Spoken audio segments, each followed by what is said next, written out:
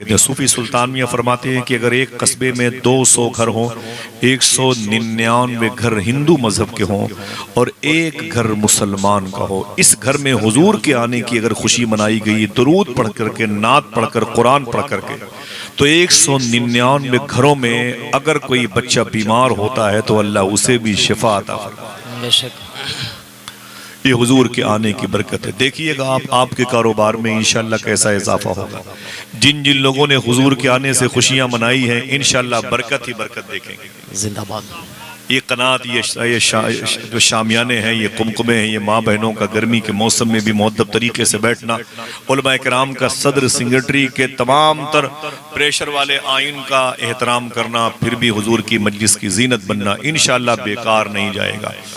आपके पास पैसे थे तो आप किसी और काम में खर्च करते, दौलत थी तो अपने बच्चों के स्कूल के बस्ते को ब्रांडेड बस्तों में तब्दील कर देते, उनके शूज़, उनके मोजे वगैरह का अच्छा इंतजाम कर लेते। मेरा सवाल आपसे भी है, अपने दोस्तों से भी है और इस कस्बे के बुजुर्गों से भी है, ये सब क्यों किया आपने भाई? मुझे भी जहमत दी। मैं गुजरात में था, कल ही मैं बाई एयर फ्लाइट से अहमदाबाद उतरा, शाम तक पहुंचा वहाँ जलसे में। माइक मैंने छोड़ा तो मैं सीधे कमरे में आया, इशा की नमाज पढ़ी, खाना खाया और फिर मैं एयरपोर्ट आ गया लखनऊ, और वहाँ से मैं 400 किलोमीटर का सफ़र करके यहाँ आया अपने भाइयों के कदमों को चूमने के लिए। और मुझे वल्लाहिल अज़ीम आपसे मिलने की ख्वाहिश थी, वरना मुझे कल यहीं से सीधे वापस जाना है 400 किलोमीटर, और मेरी शाम की फ़्लाइट है हुजूर गौस पाक की बारगाह। बस दुआ करें कि एक दिन हम और जिंदा रहे बस इंशाअल्लाह, अल्लाह। उसके बाद अपने शेख की बारगाह चले जाएं। काश बगदाद में घर अपना बनाते जाते, देखते आपके दरबार को आते जाते। जिंदाबाद जिंदाबाद। चलेंगे बगदाद शरीफ इंशाअल्लाह। एक शेर पढ़ता हूँ, कभी कभी जुमा के दिन नमाज के बाद हुजूर सैयदना शेख के कदम शरीफ के करीब बैठता हूँ। और गलियों से तो कुछ भी नहीं लेना मुझको, बस तुझे देखने आऊंगा चला जाऊंगा। और गलियों से तो कुछ भी नहीं लेना मुझको, बस तुझे देखने आऊंगा चला जाऊंगा। अपनी दहलीज पे कुछ देर पड़ा रहने दे, जैसे ही होश में आऊंगा चला जाऊंगा। अल्लाह अल्लाह अल्लाह दहलीज पे। अल्लाह अकबर। बहुत बहुत शुक्रिया सल्लल्लाहु तआला अलैहि वसल्लम। या रसूल अल्लाह। हुजूर का जिक्र ये मुफलिसी को ख़त्म करता है, हुजूर का जिक्र बीमारियां दूर करता है, हुजूर का जिक्र पत्थर दिल को मोम बनाता है। घर में अगर कोई बहन बहुत सख्त मिजाज की हो, भाई कोई सख्त लहजे का हो, आपके अब्बू की लहजे की सख्ती आपकी अम्मी को गिरा गुजरती हो, तो आप अपने घर में कहें कि हुजूर की बातें किया करें, दिलों में नरमी पैदा हो जाए। जिंदाबाद जिंदाबाद। एक बात इसे लिख ले। और जो माँ बहनें बच्चों को लेके गोद में आती हैं, क्यों मालूम है, इस गर्मी के उमस में, टेम्परेचर में, ये महबूस किस्म की फ़िज़ा है, मोहब्बत लेकिन गालिब है, रूहानियत है इसमें। क्यों आती हैं? इनके बच्चे जब बीमार होते हैं ना, तो ये अपने बच्चों को गोद में लेके वो खिलाती रहती हैं। तो इनकी सहेलियां कहती हैं किसी हकीम को दिखा दे, किसी डॉक्टर को दिखा, तेरा बच्चा रोता बहुत है, बीमार है, ठीक हो जाएगा। तो ये बहनें कहती हैं चल चल चल, मुझे मशवरे मत दे। बोले फिर ये ठीक कैसे होगा? बोले मैं कहीं नहीं जाऊंगी। बोले ठीक कैसे होगा? 2 दिन के बाद मेरे दरवाजे पर हुजूर की मिलाद होने वाली, मैं अपने बीमार बच्चे को हुजूर की मजलिस में लेके जाऊंगा, मेरा बच्चा हुजूर की नातें सुनते सुनते शिफा पा जाए। ये जज्बा था और आज भी अल्हम्दुलिल्लाह रब्बिल आलमीन मौजूद है। इतनी मुबारक ज़ेबाइश और आराइश करने की ज़रूरत क्या है? आपको मेरा सवाल है, एक बात सुने। हजरत इमाम जलालुद्दीन सयूती रहमतुल्लाह ताला अलैह का एक कौल है, जरा हाथ उठा के बोले सरकार की आमद मरहबा, सरकार की आमद मरहबा। बैठे हैं, फिर मकसद पर गौर करेंगे। हुजूर के आने का बेस क्या था, रीजन क्या था, सबब क्या था? अभी बैठे रहे, ना कोई हंगामा, ना कोई नारा और ना ही कोई भी किसी भी किस्म की हंगामा खेजी। बस आप सुकून से बैठे हैं। माइक की जो आवाज़ बाहर जा रही है उसे बंद कर दें। शायद कोई बच्चा बीमार हो, किसी घर में सोना चाहता हो, किसी बूढ़े बुजुर्ग को तकलीफ हो, उन्हें भी आराम के खलल में न पड़े, उनके आराम में खलल ना पड़े। ये सिस्टम जो इस्लाम का है, ये उसके उसूल के खिलाफ है, जो हम चीख चीख करके रात भर 2-3 बजे तक उनको बेदार किए रहते हैं। सरकार सिद्दीक अकबर रदी अल्लाह तआला अन्हु अक्सर मदीने शरीफ में रातों को निकलते तो नंगे पांव चला करते थे। उनसे उमर फारूक आजम ने पूछा, आप रातों को नंगे पांव क्यों चलते हैं? तो आपने फरमाया कि चप्पल जूते इसलिए नहीं पहनता कि मेरे चप्पल की खट खट की आवाज से किसी गरीब की नींद में खलल न पैदा हो। अल्लाह अल्लाह। और हमारे यहाँ बच्चे, मुसलमानों के बच्चे हैं, वो बाइक से सिलेंसर निकाल करके पट पट बड़ी बड़ी आवाज से गली कूचों में गुजरते हैं। वो लड़कियां जिनकी गोद के बच्चे रोते रहते हैं वो जमीन पर गिर जाते हैं। वो माएँ जिनको इल्म है कि मेरे मैके में मेरे अब्बू की तबीयत अरील है, वो आंसू बहाती रहती हैं और वो परेशान हो जाती हैं हमारी इस किस्म की आवाज। इस्लामी सिस्टम के खिलाफ है। वादा करो इंशाल्लाह हसासियत पैदा करेंगे, बेजमीर नहीं बनेंगे इंशाल्लाह, दिलों में नरमी पैदा करें। देखें ये जो पैसे खर्च किए आपने, इतना मुबारक डेकोरेशन किया, इमाम जलालुद्दीन सयूती रहमतुल्लाह ताला अलैह बहुत बड़े बुजुर्ग हैं। मैंने नाम लिया, आपने इनका नाम सुन के सुभान अल्लाह नहीं कहा। वजह कि हम समझ रहे हैं कोई तारीख नवेश, कोई मौलिफ, कोई मौर्रिख, कोई राइटर होगा, लेकिन इतने बड़े बुजुर्ग हैं इन्होंने 64 मरतबे ख्वाब में अल्लाह के रसूल की ज़ियारत का सुभान अल्लाह सुभान अल्लाह, जिंदाबाद जिंदाबाद। पूरा शहर नहीं, पूरा स्टेट मिल करके हुजूर को न देख पाए। 64 मरतबे इन्होंने अकेले हुजूर को देखा है। कश्फ कबूर के मालिक थे, कब्र के मुर्दों से बातें करते थे। अल्लाह अल्लाह। एक कब्रिस्तान के करीब से गुजरे तो इमाम फरमाते हैं सयूती रहमतुल्लाह ताला अलैह, मैंने देखा कि उस कब्रिस्तान के हर कब्र में मुझे रोशनी नजर आ रही। वाह, क्या नजर आ रही थी? रोशनी। ऊंची बोले, रोशनी नजर आ रही थी। तो मैंने बहुत गौर से देखा तो मुझे अच्छा तो लगा, लेकिन एक कब्र में मुझे ज्यादा रोशनी नजर आई। देखिए जी, एक कब्र में मुझे ज्यादा रोशनी नजर आई तो मैं वहीं पर चला गया। उस साहिब कब्र से मैंने कहा अस्सलाम वालेकुम, तो उसने अंदर से जवाब दे दिया। मैंने सुन भी लिया। बोले आप कौन है? मैंने कहा आप कौन है? बोले आपने मुझसे सलाम किया, आप कौन है? मैंने कहा मेरा नाम इमाम जलालुद्दीन सयूती है। बोले क्या बात है? बोले एक सवाल है। बोले क्या? बोले इस कब्रिस्तान की हर कब्र में रोशनी क्यों है? जिसका दिल कहे वो सुभान अल्लाह कहे। इस कब्रिस्तान की हर कब्र में रोशनी क्यों है? तो अंदर से आवाज आई, बात यह है कि इन कब्रों में हुजूर आए थे। हाँ हाँ हाँ हाँ, सुभान अल्लाह जिंदाबाद। जिसका अकीदा है कि हुजूर आ सकते हैं, जरा ऊंची बोले सुभान अल्लाह। अरे साहिबो, वो दो दुआ मांगी गई ना मस्जिद में कि सुना है आप हर आशिक के घर तशरीफ लाते हैं, वो आखिर बताओ कबूल हुई कि नहीं हुई? ना घर में कबूल हुई तो क्या मतलब, कब्र में तो कबूल हुई है। हुजूर आए घर में, हमारे खुदा की कुदरत है, कभी हम उनको कभी अपने घर को देखते हैं। हाँ हाँ, सुभान अल्लाह, हुजूर घर पे तशरीफ लाए। मैंने कहा ये कब्रिस्तान के हर कब्र में रोशनी क्यों है? तो अंदर से आवाज आई, बात यह कि इन कब्रों में हुजूर आए। ऊंची बोले, हुजूर आए थे। मैंने कहा बात तो मेरे पल्ले पड़ गई, बात मेरी समझ में आ गई। अच्छा, तुम्हारी कब्र में इतनी रोशनी ज्यादा क्यों है? तुम्हारी कब्र में इतनी रोशनी ज्यादा क्यों है? तो अब देखना कौन कौन लोग सुभान अल्लाह कहते हैं। अंदर से उस बुजुर्ग ने फरमाया, बात यह कि मेरी कब्र में हुजूर आए भी थे, मुस्कुराए भी थे।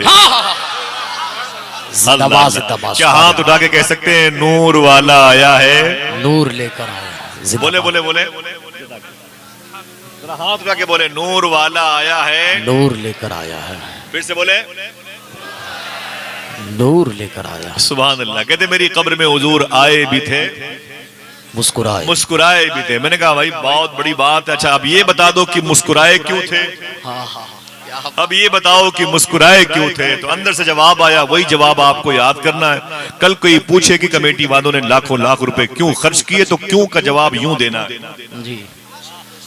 वो आए थे तो मुस्कुराए क्यों थे? तो अंदर से आवाज आई, बात यह कि मेरी गुमटी में छोटी सी दुकान थी, लोग छोटी छोटी दुकानें लेके बैठे रहते। एक साहब ने भी दुकान गुमटी में खोल रखी थी, बिल्कुल अंदर, एकदम अंदर गली में। अपने दोस्त को बुलाया, बोले आते नहीं मेरी दुकान पे। उनका दोस्त चला गया।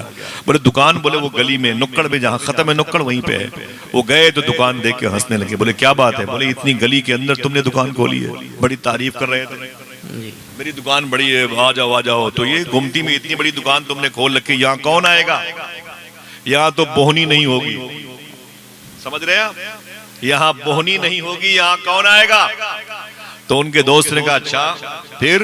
बोले शौक है तो मंडी में आओ, मार्केट में आओ, यहाँ तो कोई नहीं आएगा, यहाँ सुबह से शाम तक बोहनी नहीं होगी। तो उसने क्या कहा मालूम है? अच्छा कोई नहीं आएगा, ये बताओ यहाँ मौत का फरिश्ता आ सकता है कि नहीं? अल्लाह, मौत का फरिश्ता आ सकता है कि नहीं? बोले हाँ यार वो तो आ सकता है। दिल गए तो सुभान अल्लाह कहना। उसने कहा सुन, जब मौत का फरिश्ता आ सकता है तो रिस्क बांटने वाला फरिश्ता क्यों नहीं आ सकता? क्या बात है, वाह वाह वाह वाह, वो जिंदाबाद छोटी सी जिंदाबाद। गुमटी में दुकान थी। बोले फिर बोले मेरी एक आदत थी, रोजाना 10-20 रुपए कमाता था, एक सिक्का निकाल लेता और निकाल करके एक झोले में उसे डाल देता था। महीने में 30, 2 महीने में 60 और फिर वो 6 महीने में 200-180 के आसपास। ऐसे ही जब पूरा साल आता तो वो मेरा झोला भर जाया करता था, मेरा झोला भर जाया करता था। फिर कोई खामोश ना रहे, जो सुनते नहीं वो भी बोलेंगे सुभान। बोले फिर क्या, जब रबीउल अव्वल शरीफ का महीना आता तो मैं उसी थैले से सारे पैसे निकाल के हुजूर की मिलाद पे खर्च किया। हाँ हाँ हाँ हाँ, जिंदाबाद जिंदाबाद। यही सुभान वजह अल्लाह, है कि सुभान हुजूर मेरी कब्र में आए भी थे, मुस्कुराए भी थे। जरा ऊंची बोले, आए भी थे। इसीलिए हमने लगाया नारा, नूर वाला आया है। नूर लेकर आया है, जिंदाबाद। बोले नूर वाला आया है, नूर लेकर आया है। नूर लेके आया है। हुजूर की नूर की ये सारी बहारें हैं। कुरान शरीफ में अल्लाह फरमाता है, वमा अरसलनाका इल्ला रहमतल लिल आलमीन। अल्लाह का रसूल जो भेजा गया ना, वो रहमत बना के पूरी दुनिया के लिए। कहीं वज़कुरु निअमतल्लाह, कहीं वअम्मा बिनिअमति रब्बिका फहद्दिस, कहीं क़द जाअकुम मिनल्लाहि नूर। हुजूर के आने को कहीं नूर कह दिया गया, कहीं रहमत कह दिया, कहीं अल्लाह की सबसे बड़ी नेमत कह दिया गया। खूब इस नेमत से इस्तेफादा करो, इस नेमत से आप जो है फायदा उठाओ, इस नेमत के प्रचारों प्रसार में लग जाओ। आपका ताल्लुक भी नेमत कुनिंदा, नेमत हासिल करने, हासिल कुनिंदा वालों की कबीले में आ जाएगा इंशाअल्लाह। आइए हुजूर के आने से जो रहमत बरसी है, मैं उसकी 1-2 झलकियां दिखाऊं, सुनेंगे इंशाअल्लाह। हुजूर सारे आलम के लिए रहमत बनकर के तशरीफ लाए। हुजूर तो पेड़ पौधों के लिए भी रहमत है, हुजूर तो शजरो हजर के लिए भी रहमत है, हुजूर समंदर की मछलियों के लिए भी रहमत है, हुजूर जमीन के अंदर जो चूंटियां चलती हैं उनके लिए भी रहमत है। वो सारे आलम के लिए रहमत है। सुभान अल्लाह।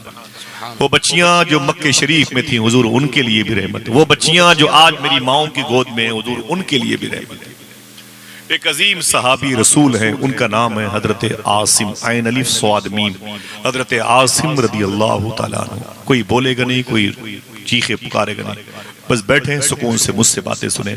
मुझे इस किस्म की अलग से खुशी है कि मैं इंशाअल्लाह जाऊंगा तो बगदाद शरीफ, अगर मैं सोच के आऊंगा, सोचूंगा सैयदना शेख में कि सरकार मैं आखिरी जलसे में कहाँ था, तो मुझे याद आएगा कि मैं वो तिमको ही रोड पे गोरखपुर कुशीनगर में था।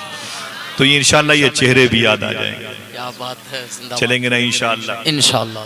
हुजूर गौस पाक के दादा भी रहमत है इस आलम के लिए, खुद गौस पाक भी रहमत है, बेशक। गौस पाक के नबीरगान भी जमीन वालों के लिए रहमत है। अभी तो हुजूर की रहमतुल लिल आलमीन का जिक्र है। हुजूर सल्लल्लाहु अलैहि वसल्लम के एक सहाबी हैं, उनका नाम है हजरत आसिम। हुजूर आए थे मक्के शरीफ के जजीरे पर। काबे शरीफ में मालूम है कितनी बुराइयां थी। लोग शराब पी करके काबे का तवाफ करते थे। पूरे शहर में सच बोलने पर पाबंदी थी। पूरे शहर में हलाल खाने वालों की तादाद बहुत कम थी। बेलिबास होकर के काबे का तवाफ किया जाता था। काबे के अंदर भी गुनाह करने का इरादा लोगों के अंदर पाया जाता था। समझ रहे हैं आप?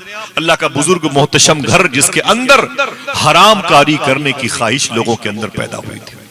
अल्लाह अकबर। एक हसीन लड़की को चुन लिया जाता था और उसकी बलि दी जाती थी। उसे नशे की मशरूब पिला करके, शरबत पिला करके, और फिर उसके जिस्म पर नीम बरहना 50% कपड़े पहना करके उसे नचाया जाता था। पूरे शहर के लोग खड़े होते, तालियां बजाते थे। और जब वो शराब के नशे में नाचते नाचते मस्त हो जाती थी तो एक तलवार लेकर के जल्लाद आगे बढ़ता और उसकी गर्दन को उसके जिस्म से अलग कर देता था।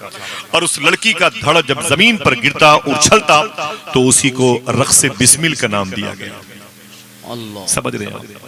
एक दुम्बा यानी एक बकरी समझ लो, एक बकरा किसी के दूसरे खेत में चला जाता था तो 100-100 साल तक लड़ाइयां चलती थीं, जिनमें 50-50 से ज्यादा लोगों का कत्ल हो जाया करता था। एक बकरी के दूसरे बकरी के खेत में चले जाने की कोई शरीफ आदमी उस शहर में रहने को तैयार नहीं था। लड़कियों को मार करके दफन करने की रवायत नहीं थी, जिंदा दफन करने की रवायत, जिंदा दफन करने की बच्चियों की रवायत थी, जिंदा दफन करने की। दारुल तौहीद बिल्डिंग है, ये जमजम टावर है, उसके बगल में दारुल तौहीद बिल्डिंग है, उसके बगल में जाएंगे तो कुबरी है ब्रिज है जो बिन लादेन मस्जिद की तरफ जाता है रास्ता, उसी के ऊपर चढ़ करके नीचे देखेंगे दाएं तरफ आपको जैसे ये जलसेगाह का प्लाट है ना, ऐसे ही प्लाट नजर आएगा, नीचे कुछ टूटी फूटी कब्रें नजर आएंगी। और रात के अगर आखिरी हिस्से में आप चले गए, थोड़ी देर तक दुरूद शरीफ पढ़ करके अपने हाथों को उसी जमीन के ऊपर यूं कर लिया, सूफिया फरमाते अगर तुम्हारे हाथों के नीचे किसी मुबारक और मसऊद किसी शहीदा की तुरबत आ गई तो इतनी रहमतें बरसती हैं कि तुम्हारे हाथों में नमी पैदा हो। अल्लाह माशाअल्लाह। मेरा अपना आजमूदा है, उसे मकबरतुल शिबका कहते हैं, आज भी वो ग्राउंड मौजूद है। जब जब उसके ऊपर बिल्डिंग बनाने की कोशिश की गई, चीखने चिल्लाने की रोने की आवाजें आती थी। अल्लाह। जहां पर जिंदा लड़कियों को दफन की। मेरी बहनों सुनो, हुजूर के आने से तुम्हारा ज्यादा फायदा हुआ है, तुम्हारी जान भी बच गई, तुम्हारा ईमान भी बच गया। जिंदाबाद जिंदाबाद। बहुत बहुत मुबारक हो, तुम इस गर्मी में बैठी हो, अल्लाह तुम्हारे कदम की धूल मेरी कब्र के में रखे और वो बरकतों का सामान बन जाए। बड़ी उम्मीदें वाबिस्ता हैं, हुजूर पर दरूद पढ़ना कभी न भूलना। हुजूर के आने से बेपर्दगी खत्म हुई, अपने सरों के दुपट्टे सलामत रखना। हुजूर तुम्हारा दरूद सुनना चाहते हैं, दरूद बाकी रखना इंशाअल्लाह। दिल से बोले इंशाअल्लाह। अल्लाह के रसूल ने जनाब आसिम से फरमाया, मक्के शरीफ में नहीं मदीने पाक का वाकया, आसिम तुम्हारी पैदाइश, बोले हुजूर ये मैं पैदा हुआ मक्के शरीफ में और ये मदीने पाक की जमीन है। हुजूर फरमाते हैं कि तुमने अच्छा सफर किया, हिजरत का तुम मुहाजिर हो, बोले जी सरकार। मेरे आका फरमाते कलमा तुमने कब पढ़ा, बोले हुजूर मक्के शरीफ में पढ़ा।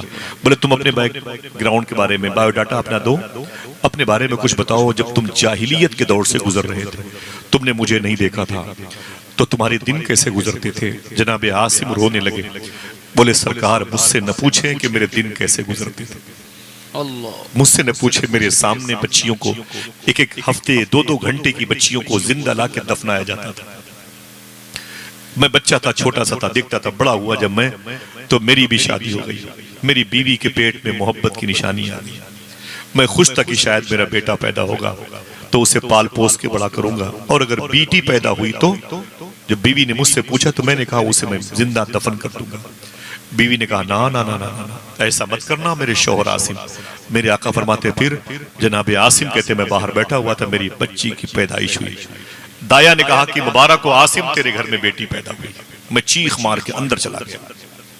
अल्लाह के रसूल फरमाते फिर तो जनाब आसिम कहते हैं सरकार मेरी बीवी तड़प रही थी, ब्लीडिंग की वजह से खून के निकलने से कपड़े गंदे थे, घुटन बहुत ज्यादा थी। उस कमरे में जचा खाना डिलीवरी होम, मैं सीधे उस कमरे में गया और अपनी बीवी की गोद से वो कुछ मिनटों पहले पैदा होने वाली बच्ची को यूं पकड़ा और जोर से दबाया तो उसकी आंखें बाहर निकली। अल्लाह। मैं फौड़ा लेकर के आया, उसे लाके दफन कर दिया। मेरी बीवी तड़पती रही और मैं भी। फिर 1 साल के बाद, 1.5 साल के बाद फिर मेरी बीवी उम्मीद से हुई और फिर बेटी पैदा हुई। फिर मैंने उसे जिंदा कर दिया। अल्लाह के रसूल रोते थे और फरमाते थे आसिम फिर क्या हुआ। जनाब आसिम कहते सरकार 3, 4, 5 बच्चियों को जिंदा दफन किया था। अल्लाह। बच्चियां मेरी गोद में मुट्ठी में मेरी ताकत को बर्दाश्त न करती थी, उनके मुंह से खून निकलता था, ची ची करके मर जाती थी। मैं अपनी बच्चियों को एक एक बाद दिगरे 5 बच्चियों को मैंने जिंदा दफन किया था मकबरतुल शिबका में। अल्लाह के रसूल रोते जा रहे थे, उस सरकार की आंखों से निकलने वाले आंसू हुजूर की दाढ़ी शरीफ पे गिरते। फिर क्या हुआ आसिम। जनाब आसिम कहते हैं सरकार जब 6वीं मर्तबे मेरी बीवी उम्मीद से हुई तो मैं बिजनेस के लिए बाहर जा रहा था। मैंने कहा है मेरी बीवी सुन, मैं बाहर जा रहा हूँ, तेरे पेट में मेरी मोहब्बत की निशानी है, अगर ये पैदा बेटा हो तो इसे पाल पोस के बड़ा करना, और बेटी पैदा हो तो इसे उसी ग्राउंड में दफन कर देना। बीवी ने कहा आप जाए। आसिम कहते हैं हुजूर मैं चला आया, अजीब किस्मत की आवरी थी, फिर मेरे घर में बेटी पैदा हुई, मैं नहीं था। अब माओ के दिल में बेटी की मोहब्बत कितनी होती है, कैसे अपनी बेटी को मार दें। 9 महीने उसे पेट में रखा है, जिस पेट में अगर 8 और 9, 10 mm की पथरी आ जाए तो चीखते चीखते हमारी आवाज बैठ जाती है। उसी माँ के पेट में 2.5 किलो का बच्चा 9 महीने तक कैसा मुस्कुराता रहा। माँ अपने बच्ची की खुशी में तकलीफ भूल गई। एक डिलीवरी में जितना दर्द बच्चों की पैदाइश पर माओं को होता है, साइंस कहती है कि अगर वही दर्द 70 मर्दों को बांट दिया जाए तो ये मर्द मर भी सकते हैं। अल्लाह। इतनी तकलीफ इन बहनों को होती है डिलीवरी में, इतनी तकलीफ उन माओं को हुई है जिनकी गोद में हम और आपने बचपन गुजारा। वादा करो साहिब वो जलसों में भले जाएं न जाएं लेकिन माँ की खिदमत करें इंशाअल्लाह। वादा करो इंशाअल्लाह। हाथों को उठा के बोलो इंशाअल्लाह। अपनी माँ से मोहब्बत करेंगे ना इंशाअल्लाह। हुजूर के आने से माँ को भी दर्जा मिला, बड़ी मोहब्बतें की हुजूर ने। मालूम है हुजूर ने क्या कहा था? मेरे आका ने क्या फरमाया था बताऊं आपको? मेरे आका फरमाते काश मेरी माँ जिंदा होती, काश मेरी माँ जिंदा होती, मैं इशा की नमाज पढ़ रहा होता नहीं। इस भाई साहब अल्लाह बैठे, अल्लाह मोहम्मद साहब खाली जिक्रुल्लाह साहब, बड़े बड़ी मुबारक शख्सियत है जिनकी जूतियां मेरे सर का ताज है। पूछो काश मैं इशा की नमाज पढ़ा रहा होता। मेरे आका फरमाते मेरी माँ ये बाबे आयशा है, तीसरे मस्जिद नबी शरीफ के सफ के करीब में दरवाजा है, अभी वो लोहे की ग्रिल से बंद है। मेरे आका फरमाते मेरी माँ बाबे आयशा पे खड़ी होकर बोलती ताल मोहम्मद इधर आओ इधर आओ। तो मेरे आका रो के फरमाते मैं नियत तोड़ करके अपनी माँ से लिपट 6 या 8 मरतबे हुजूर अपनी माँ की कब्र पे जाके रोए।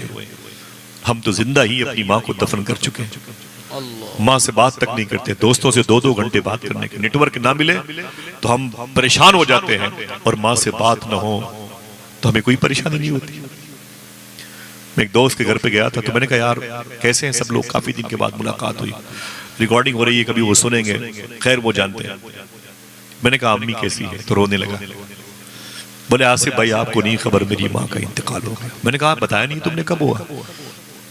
तो रोने लगा। कहा आसिफ भाई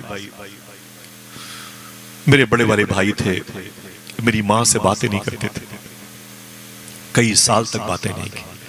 रमजान का दिन आया तो मेरी माँ दुआ करती थी अफ्तारी के वक्त, अरे मेरे मौला मेरे बेटे के दिल में मेरी मोहब्बत दे दे, मेरी तरफ वो अपना मोहब्बत भरा कल्ब माइल कर दे, मोहब्बत करे मुझसे। लेकिन आसिफ भाई मेरी माँ से वो मोहब्बत नहीं करता था, मेरा सगा बड़ा भाई। मैंने कहा फिर? बोले ईद का दिन आया तो मुझसे माँ ने कहा आज ईद का दिन है और दरवाजे पर मस्जिद है और मेरा बेटा आएगा आज नमाज पढ़ने। आज के दिन के बारे में तो शायर ने कहा ईद का दिन है गले आज तो मिलने जालिम, रस्म दुनिया भी है मौका भी है दस्तूर भी है। ईद के दिन तो लोग दुश्मनों को भूल जाते हैं और गले मिल लेते हैं। आज मेरा बेटा जरूर मुझसे मिलेगा, अम्मा कह के मुझसे मुखातिब होगा और मैं उसके सारी खताओं को माफ कर दूंगी। अपने बेटे को मैं सीने से लगाऊंगी जिस सीने में मैंने अपने बेटे को बचपन में पाला था। मैंने कहा फिर? बोले आसिफ भाई ईद की नमाज की तैयारियां हुई, मर्द लोग अंदर आ गए, मेरी माँ भी लाठी टेकते हुए दरवाजे के बाहर बैठ गई। नमाज खत्म, खुतबा खत्म, लोग एक दूसरे से बगलगीर हुए, मुसाफा और मौनका की फिजा बनी। मेरी माँ भी देखती थी मेरा बेटा वो है वो है वो है, लोगों से मिलना। साहिब सुनना ये कोई फिल्म का चैप्टर नहीं है, रियल है। मैंने कहा फिर क्या हुआ? बोले आसिफ भाई सारे नमाजी मस्जिद से बाहर निकलने लगे तो मेरा बड़ा भाई भी निकला और बाहर भी कुछ लोगों से मिलने लगा। मेरी माँ बिल्कुल करीब बैठी थी और मेरी माँ ताक रही थी कि बस अपने बेटे को देखूं जो कई सालों से मुझसे बात नहीं करता। बोले बस मेरी माँ ने कहा देखा और अपने बेटे की तरफ लपकना चाहा, बेटे का गुस्सा अभी तक कम नहीं हुआ था। उसने पैर पटका वहीं जोर से और अपने घर चला गया। आसिफ भाई मेरे सगे भाई ने मेरी माँ से बात नहीं की, मेरी माँ का दिल बैठ गया, दिल बैठ गया। वहीं जमीन पर रोने लगी। मैंने उसे उठाया, मैंने कहा घर चल। बोले हाय मेरे बेटे मेरा कसूर क्या है, क्या तकलीफ तुझे मैंने दी कि तू मुझसे ईद के दिन भी बातें नहीं करता, दुश्मन को बुला के घर में सेवैयां खिलाएगा, क्या जुर्म मैंने किया है? लोग दूध पिलाते हैं, मैंने तुझे खून पिलाया, क्या तकलीफ है तुझसे मुझसे? बस चला गया मेरा भाई, माँ से न मिला। मैं माँ को बड़ी मुश्किलों में घर लेके आया, मेरी माँ आंगन में बैठी रोती रही। हाय मेरे बेटे, लोग माएँ अपने बच्चों से कितनी मोहब्बत करती हैं, मेरा कसूर क्या है कि मेरा बेटा मुझसे बात नहीं करता, ईद के दिन भी मुझसे बात नहीं किया बस। बोले आसिफ भाई अपना दाहिना हाथ सीने पे लेके मलती रही। अचानक दिल के टुकड़े टुकड़े हुए। घर के आंगन की चारपाई पर ईद के दिन मेरी माँ का इंतकाल हुआ। अल्लाह अकबर। रोने में ये खतरा है, तालाब नदी हो जाते हैं, नहीं है लब जख्मी हो जाते हैं। स्टेशन से वापस आकर बूढ़ी माँ ये सोच रही है, पत्ते देहाती रहते हैं, फल शहरी हो जाते हैं। साहिबो अगर माँ जिंदा है तो माँ की कदर करो इंशाल्लाह। मैं रात के 2 बजे 3 बजे घर जाता हूँ तो सबसे पहले कब्रिस्तान जाता हूँ, करीब अपनी माँ की कब्र पे बैठता हूँ, अपनी माँ से बहुत सारी बातें करता हूँ। मैं जिंदा खैरियत से आ गया तेरे कदमों में, मेरी माँ मेरी सब कुछ। माँ नहीं है तो घर में बीवी बच्चे सब अपनी जगह पर हैं। दीवारें काटती हैं। शायर ने कहा था, ऐज़िया माँ बाप के साए की ना कदरी न कर, धूप काटेगी बहुत जब ये शजर गिर जाएगा। अल्लाह ताला हम सबको अपने माँ की ताज़ीम की तौफीक अता फरमाए। जिनकी माएँ जिंदा हैं हाथ उठा के वादा करें, जब घर से बाहर निकलेंगे तो अपनी माँ का हाथ चूम के निकलेंगे। कोई कसम नहीं खिला रहा हूँ, लेकिन वादा करो इंशाअल्लाह। अल्लाह पे छोड़ो, अल्लाह तौफीक देगा इंशाअल्लाह बोले। और अगर माँ बाप दुनिया से चले गए तो उनकी कब्रों पे जाया करो। सरकार महबूब इलाही फरमाते, जब तक मेरी माँ जिंदा थी मेरा कोई काम रुका नहीं, और माँ के इंतकाल के बाद भी मेरा कोई काम रुका नहीं। लोगों ने पूछा क्यों, कैसे? तो आप फरमाते, मैं अपनी माँ की कब्र पे जाता था और कब्र के करीब बैठ के मैं दुआ करता था। मेरी माँ कब्र के नीचे से आमीन कहती थी, मेरा काम हो। हुजूर ने क्या कहा था साहिबा, काश मेरी माँ जिंदा होती और मैं उम्मत के साथ, अपने मुक्तदियों के साथ, गुलामों के साथ इशा की नमाज पढ़ा रहा होता। वो पढ़ते और मैं पढ़ाता, और फिर मेरी माँ बाबे आयशा बोलती, बेटे इधर मोहम्मद इधर आओ। तो मैं नियत तोड़ करके अल्लाह के हुजूर से माँ के हुजूर चला जाता, अपनी माँ से लिपट जाता। साहिब माँ के बड़े दर्जे, बड़ा मकाम है, बड़ा मर्तबा है। जनाब आसिम कहते हैं कि मैंने कहा मेरी अपनी बीवी से, सुन, वो बेटी पैदा हो तो उसे दफन कर देना। कैसे दफन करती? अरब के कल्चर में था, कोई दामाद बनेगा, माज़अल्लाह दामाद बनना बुरा था, खुद किसी न किसी के दामाद थे, लेकिन ज़हनियत कैसी जाहिलियत से बनी हुई थी। आखिर मेरी माँ की भी तो शादी मेरे बाप से हुई ना, मेरी निकाह में तो कोई एक लड़की आई है, मेरी बहन की भी तो शादी किसी के साथ हुई है, मेरी बेटी की भी तो शादी किसी के साथ होगी। ये तो इस्लामी सिस्टम है, इस्लामी लॉ है, कानून है, आईन है, आर्टिकल है। हुजूर का कौल है, अन निकाह मिन सुन्नती फमन रग़िब अन सुन्नती फलैसा मिन्नी। अल्लाह अकबर। इस सिस्टम का मजाक उड़ाया जाहिलियत के दौर के लोगों ने। जनाब आसिम ने कहा, सरकार मेरे घर में फिर बेटी पैदा हुई। उनका फिर बोले, मुझे कुछ खबर नहीं थी, मैं घर से बाहर था। मेरी बीवी ने उसे पालना पोसना शुरू किया, उसे दफन नहीं किया। मेरी बेटी हो गई 2.5-3 साल की। मैंने खबर भेज दिया कि मैं अगले हफ्ते आ जाऊंगा घर मक्के शरीफ में। तो मेरी बीवी का चेहरा उतर गया। तो सहेली ने पूछा था कि क्या बात, तेरा शौहर आने वाला है, तू खुश क्यों नहीं है? तो उसने कहा, मेरा शौहर आएगा, मेरी चांद जैसी बेटी को मार डालेगा। मुझे डर इस बात का है, जिसे मैंने खून पिलाया कहीं से दफन न कर दे, मार न डाले, अल्लाह कोई रास्ता निकालेगा। अभी हुजूर जमीन पे तशरीफ नहीं लाए। हुजूर सवाल कर रहे हैं जनाब आसिम से। फिर जनाब आसिम कहते हैं, सरकार मेरी बीवी ने क्या कहा, अपनी सहेली से मशवरा करके इस लड़की को पड़ोस के यहाँ भेज देते हैं, इसको पड़ोस की बेटी साबित करेंगे, कह देंगे उसकी बच्ची है, आप नहीं थे, वो घर पे आती थी, तो उसका कल्ब मेरे कल्ब से माइल है, मिजाज में एक सानियत है, यगांगत है, इसलिए वो घर बार बार चली आती है। ऐसे कह के शौहर के जब तक यहाँ रहेगा तब तक निपटाएंगे, जब चला जाएगा तो फिर बेटी बुला लेंगे, उसके बदले में कुछ पैसे हो सकते। अल्लाह मेरे आका फरमाते हैं। फिर जनाब आसिम कहते हैं, मैं घर गया आज 3-3.5 साल के बाद तकरीबन। जब घर में एंट्री किया तो मेरी बीवी थी। तो मैंने कहा कि ऐ मेरी बीवी, घर तो वही है, तेरे पेट में मेरी मोहब्बत की 6वीं निशानी थी, वो क्या हुई? बीवी ने कहा कि झूठ बोला। बीवी ने झूठ बोला कि वो बेटी पैदा हुई थी, मैंने उसे मार दिया। बोले, बहुत अच्छा किया तुमने, बाप दादा की रस्मों से इनहराफ नहीं किया, बहुत अच्छा किया। मक्के की जो आइन है, यहाँ का जो आर्टिकल है, उसको तूने फॉलो किया। अच्छा हुआ उसे मार दिया, वरना बड़ी होती तो उसके लिए कोई उसका शौहर तलाशना पड़ता, दामाद आता मेरे घर। माज़अल्लाह। थोड़ी देर के बाद वो बच्ची अपने घर में आ गई। जनाब आसिम कहते हैं, थोड़ी देर के बाद वो बच्ची जब आई तो मैंने कहा, ये कौन है? उसे डांट के भगा, बाहर निकल। मेरी बीवी का ना परेशान ना हो, ये पड़ोस की बच्ची। मैंने कहा, चल बाहर निकल, मनहूस कहीं की। लड़कियों के कदम में बरकत नहीं होती, नहूसत होती है, बेबरकती होती है, बीमारियां होती हैं, माज़अल्लाह रब्बिल आलमीन। जबकि लड़कियों के कदम में कितनी बरकत होती है। अगर आप सुभान अल्लाह कहने का वादा करें, बता दूं, जनाब मूसा कलीमुल्लाह ने अल्लाह से पूछा था, ऐ मेरे मौला, जब तू किसी बंदे से बहुत ज्यादा खुश होता है तो उसे जाहिर कैसे करता है? अगर दिल कहे तो कहना। तो अल्लाह फरमाता है, मूसा, जब मैं किसी बंदे से बहुत ज्यादा खुश होता हूँ तो उसके यहाँ बेटियां पैदा करता हूँ। सुभान अल्लाह, सुभान अल्लाह। अगर घर में बेटियां हैं तो जरा हाथ उठा के बोले, ऐ अल्लाह तेरा शुक्र है। अल्लाह तेरा शुक्र। ऊंची आवाज बोले, ऊंची आवाज में, अरे अल्लाह तेरा शुक्र है। ये बेटियां भी बड़ी प्यारी होती हैं, ना हो तो घर सूना मालूम होता है। 20 बच्चे हो लड़के, एक बेटी ना हो तो घर जो है ना वो अजीब व गरीब सहरा का रेगिस्तान मालूम होता है। बेटियों के कदम में अल्लाह ने बरकतें रखी हैं। सुभान अल्लाह। मेरे आका फरमाते आसिम फिर क्या हुआ? आसिम कहते मैंने डांट के भगा दिया उसको, कुछ देर के बाद फिर वो आ गई। मैंने कहा ये बार बार आती है? तो बीवी ने कहा ये आप नहीं देते, तो थोड़ी सी मुझसे मानूस हो गई थी इसलिए बार बार आती है। बोले ये कौन है? मैंने पड़ोस की बच्ची है। चुप हो गया। ऐसी 2, 4, 10 दिन होते थे। जनाब आसिम कहते हैं कि हुजूर बार बार वो लड़की मेरे घर पे आती और मेरी बीवी के दुपट्टे के पीछे मुझे देखती थी छुप छुप करके। मैं खाना खा रहा था तो बस पता नहीं क्यों मेरे दिल में थोड़ी सी मोहब्बत पैदा हुई। मैंने कहा बेटी यहाँ हो जाओ, तो भागने लगी। मैंने कहा नाराज नहीं हूँ, मैं तुझे प्यार कर लेता हूँ, इधर आओ। वो 2.5-3 साल की बच्ची करीब आई तो आसिम कहते हैं मैंने उसको पेशानी का बोसा दिया। कहते पेशानी के जब मैंने बोसा दिया तो मेरे दिल को ठंडक महसूस। आखिर क्यों न होती, खून तो आसिम का ही था, वो लहू तो ग्रुप तो आसिम का था।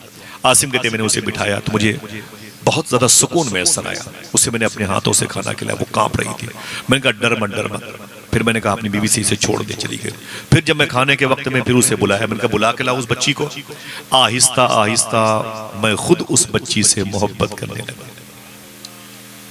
पहुंची वहीं पे खाक जहां का खमीर था, बगैर उसके मैं सोता नहीं था। सीने पे उसको रख के सुलाया, अपने हाथों से खाना खाना। बहुत ज्यादा उससे मोहब्बत करते करते करते करते एक दिन मैंने उस बीवी से कहा अपनी, अरे मेरी बीवी ये पड़ोस की बेटी है, मुझे इससे मोहब्बत हो गई। ये 3 साल की है। सोचता हूँ 5 बच्चियों को जिंदा गाड़ दिया, अगर ना गाड़ा होता तो वो बच्चियां मेरे घर पे होती। एक बच्ची इतना सुकून देती है तो वो 5 बच्चियां कितनी तसल्ली देती। अफसोस होता है मुझको बेहद अफसोस होता है। अरे मेरी बीवी में क्या बताऊं, एक लड़की कितनी तस्कीन कल्बी का सामान बन गई। क्या मतलब, जैसे लोहा जो गर्म था ना, देखा तो फिर बीवी ने असली बात ओरिजिनलिटी जाहिर कर दी। बीवी ने कहा मेरे शौहर आप इससे मोहब्बत करते हैं? मैंने कहा हाँ बहुत ज्यादा, बगैर इसके तो मैं खाना नहीं खाऊंगा, सोता नहीं, मुझे बड़ी सुकून देती है मेरी बच्ची पड़ोस की। तो बीवी ने कहा कि आप खुश हो जाएं, ये पड़ोस की नहीं आप ही की बच्ची है, आप ही की बच्ची है। मैं तो सन्नाटे में आ गया। मैंने कहा मेरी बच्ची है? मैंने कहा मेरी बच्ची है। तो उसने कहा हाँ ये आप ही की बच्ची है। तो मैंने कहा ये क्या किया? बोले वो झूठ था और ये हकीकत है। मैंने कहा मुझे भी इससे बड़ी मोहब्बत है। बीवी ने कहा आसिम कहते हैं मुझे भी मोहब्बत है। ऐसा करना, इस राज को जाहिर ना होने देना, इस राज को जाहिर मत होने देना, इसे पाल पोस के बड़ा करेंगे। अल्लाह अकबर। जनाब आसिम कहते हैं कि खबर न होने दी। मक्के के बाजारों से खिलौने लाता, उसे देता। मैं अपनी बच्ची को की नशो नुमा करता, उसकी परवरिश करता, बड़ी होती रही। अचानक पता नहीं कहां से वो राज फाश हो गया। मैं बेटी पालता हूं, ये खबर लीक कर गई। मेरे दोस्तों ने मुझे बुला लिया और बुला के बोले आसिम। मैंने कहा क्या बात है? बोले जरा 5 बच्चियों को जिंदा दफन करने वाले आसिम, तेरे घर में एक बेटी पल रही है, अपनी बच्ची को उस दफन कर दे वरना तेरा सोशल बाइकाट हो जाएगा, बचपन की अब तक की दोस्ती खत्म हो जाएगी, उसे जिंदा गाड़ दे वरना तुझे बख्शा नहीं जाएगा।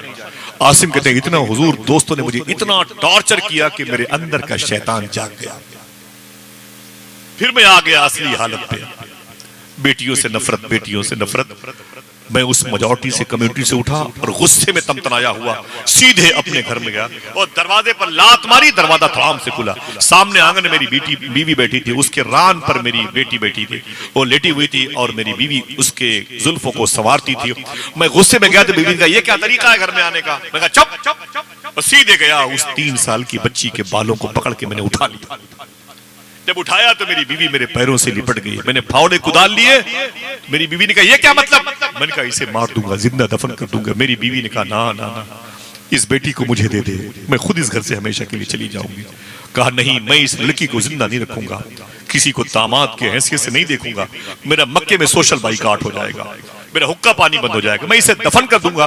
बीवी को लात मारी और दूर जाके गिरी। घर का माहौल बिखर गया और मैं अपनी बेटी के बालों को पकड़ता हुआ घसीटता हुआ जा रहा था। मकबरतुश्शीब का आज भी वो ग्राउंड मौजूद है मक्के शरीफ में, यूट्यूब में आप जाके देखें, जहां जिंदा बच्चियां दफन होती हैं। जब जाएंगे आपकी खून, आंखों से खून निकलेंगे, ऐसा एहसास होता है। बदन पे तमाम तो रोंगटे खड़े हो जाते हैं, कपकपाहट तारी होती है। वहां ठहरने के लिए बड़ा कलेजा चाहिए। आसिम कहते हैं सरकार, मैं उस बच्ची के बालों को पकड़ के घसीट रहा था। अचानक मेरे कानों में आवाज आई, आसिम खबरदार, इसे मारना नहीं, इसे मारना नहीं आसिम, खबरदार इसे मारना। मैं पीछे मुड़ के देखा, आवाज थी, आवाज देने वाला कोई न था। जब मैंने पीछे मुड़ के देखा तो कोई न था, मैं डर गया। फिर मैं आगे बढ़ा, वो बच्ची रोती थी, क्या बात है वो मुझसे नाराज क्यों हो गए, क्या मैंने मांग लिया आप नाराज हो गए, क्या तलब कर लिया हैसियत से ज्यादा आप नाराज हो गए। मेरी छोटी छोटी उंगलियों पर पैरों पर रहम करें आप, मुझे किस कदर सख्तियों के साथ घसीटते हुए जा रहे हैं। वो नाजुक बच्ची रोती रही। जनाब आसिम के फिर आवाज आई, आसिम खबरदार इसे मारना नहीं, इसे मारना नहीं। आसिम के फिर मैंने पीछे मुड़ के देखा तो आवाज थी, आवाज देने वाला कोई न था। मैं समझ गया कि जमीन फट जाएगी, आसमान मेरे ऊपर गिर जाएगा और मैं मर जाऊंगा, ये बच्ची मर जाएगी। ये आवाज में इतना प्रेशर था, इतना दबाव था, इतनी हैबत नाकियां थी।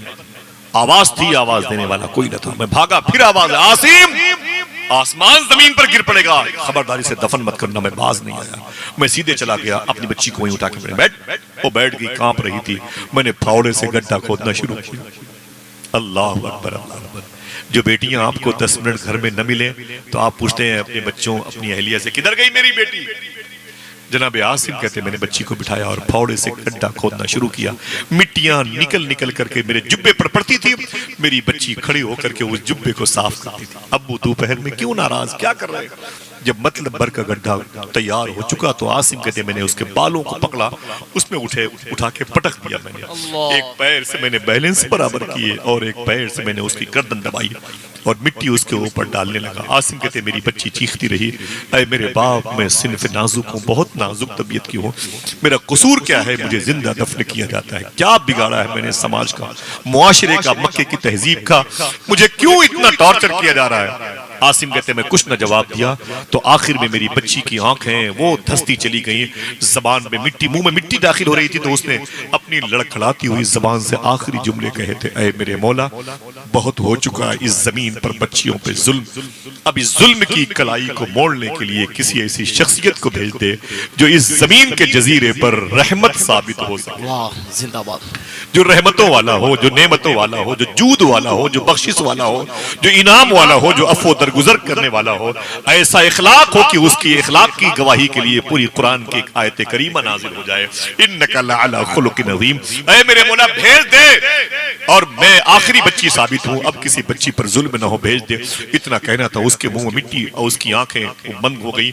मैंने उसे दफन किया, घर आया तो मेरा घर उजड़ गया, मेरी बीवी मेरे घर से चली गई थी, मेरा मक्के में रहना दूभर हो गया। मैं न बच्चियों के साथ रहा, न माओ, न उस अपनी बीवी के साथ, न खुदा ही मिला, न वसाले सनम, न इधर के रहे न उधर के रहे। आसिम कहते मैं कह रहा था, हुजूर रो रहे थे, अल्लाह के रसूल की दाढ़ी शरीफ के बाल टपकते थे, नीचे आते थे।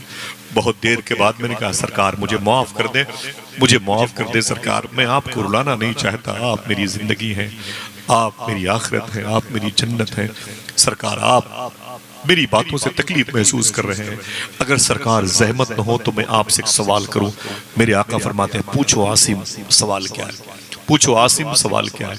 जनाबे आसिम कहते हैं, मैंने कहा सरकार 5 बच्चियां जिंदा मैंने दफन की थी। कितनी? 5, आखिर में 1 और उसको लेके 6, 5 बच्चियां जिंदा दफन की थी, लेकिन कभी वो आवाज नहीं आई जो 6वीं बच्ची के दफन करते वक्त आवाज आती थी, ऐ आसिम खबरदार इसे मारना नहीं, आसिम खबरदार इसे मारना नहीं, आसिम खबरदार इसे मारना नहीं। सरकार मुझे सिर्फ इतना बता दे, वो 6वीं बच्ची के दफन करते वक्त वो आवाज क्यों आ रही थी। अगर आप तड़पना चाहें तो आज साबित हो जाएगा, हुजूर सारे आलम के लिए रहमत बन करके आए। सुने, मेरे आका ने रोते फरमाया, आसिम पहले आवाज आई थी, बोले ना, 5 बच्चियों के दफन के वक्त आवाज नहीं आई, वो 6वीं बच्ची में पीछे से आवाज, आसिम मारना नहीं, इसे दफन न करना, खबरदार इसे दफन न करना। सरकार ये आवाज क्यों आ रही थी? अगर साहिबो दिल कहे तो बोलो, एक आवाज नारों की सूरत में बुलंद हो, हुजूर की रहमतुल आलमीनी का। मेरे आका ने रो करके फरमाया, आसिम बात यह है कि जब तू 6वीं बच्ची को दफन कर रहा था और वो आवाज आ रही थी, आवाज इसलिए आ रही थी, मैं मक्के में उस वक्त पैदा हो चुका था। जिंदाबाद, जिंदाबाद। मैं आ चुका था। रब नहीं चाहता कि जिस शहर में रहमतुल लिल आलमीन बनके मैं अपने हबीब को भेजूं, उस शहर में इन बच्चियों पे कोई इतना जुल्म करे। इसलिए बार बार तुझे अल्टीमेटम दिया जा रहा था, आसिम खबरदार खबरदार खबरदार, इस बच्ची को दफन मत करना, और लोग क्या कहेंगे। बच्चियों की इस्मत और ईमान के तहफ्फुज करने वाले उसी शहर में हुजूर हों और हुजूर के होते हुए बच्चियों पर जुल्म हो। अल्लाह अकबर, अल्लाह अकबर। फिर कहते हैं सरकार मुझे इतना बता दें क्या मेरी इस खता को अल्लाह माफ़ करेगा। मेरे आका फरमाते हैं कुफ्र के दौर की अलामतें हैं, अल्लाह ज़रूर माफ़ करेगा। और मेरे आका सल्लल्लाहु अलैहि वसल्लम ने बेटियों से बेपनाह मोहब्बत की, ऐसी मोहब्बत की, ऐसी मोहब्बत की।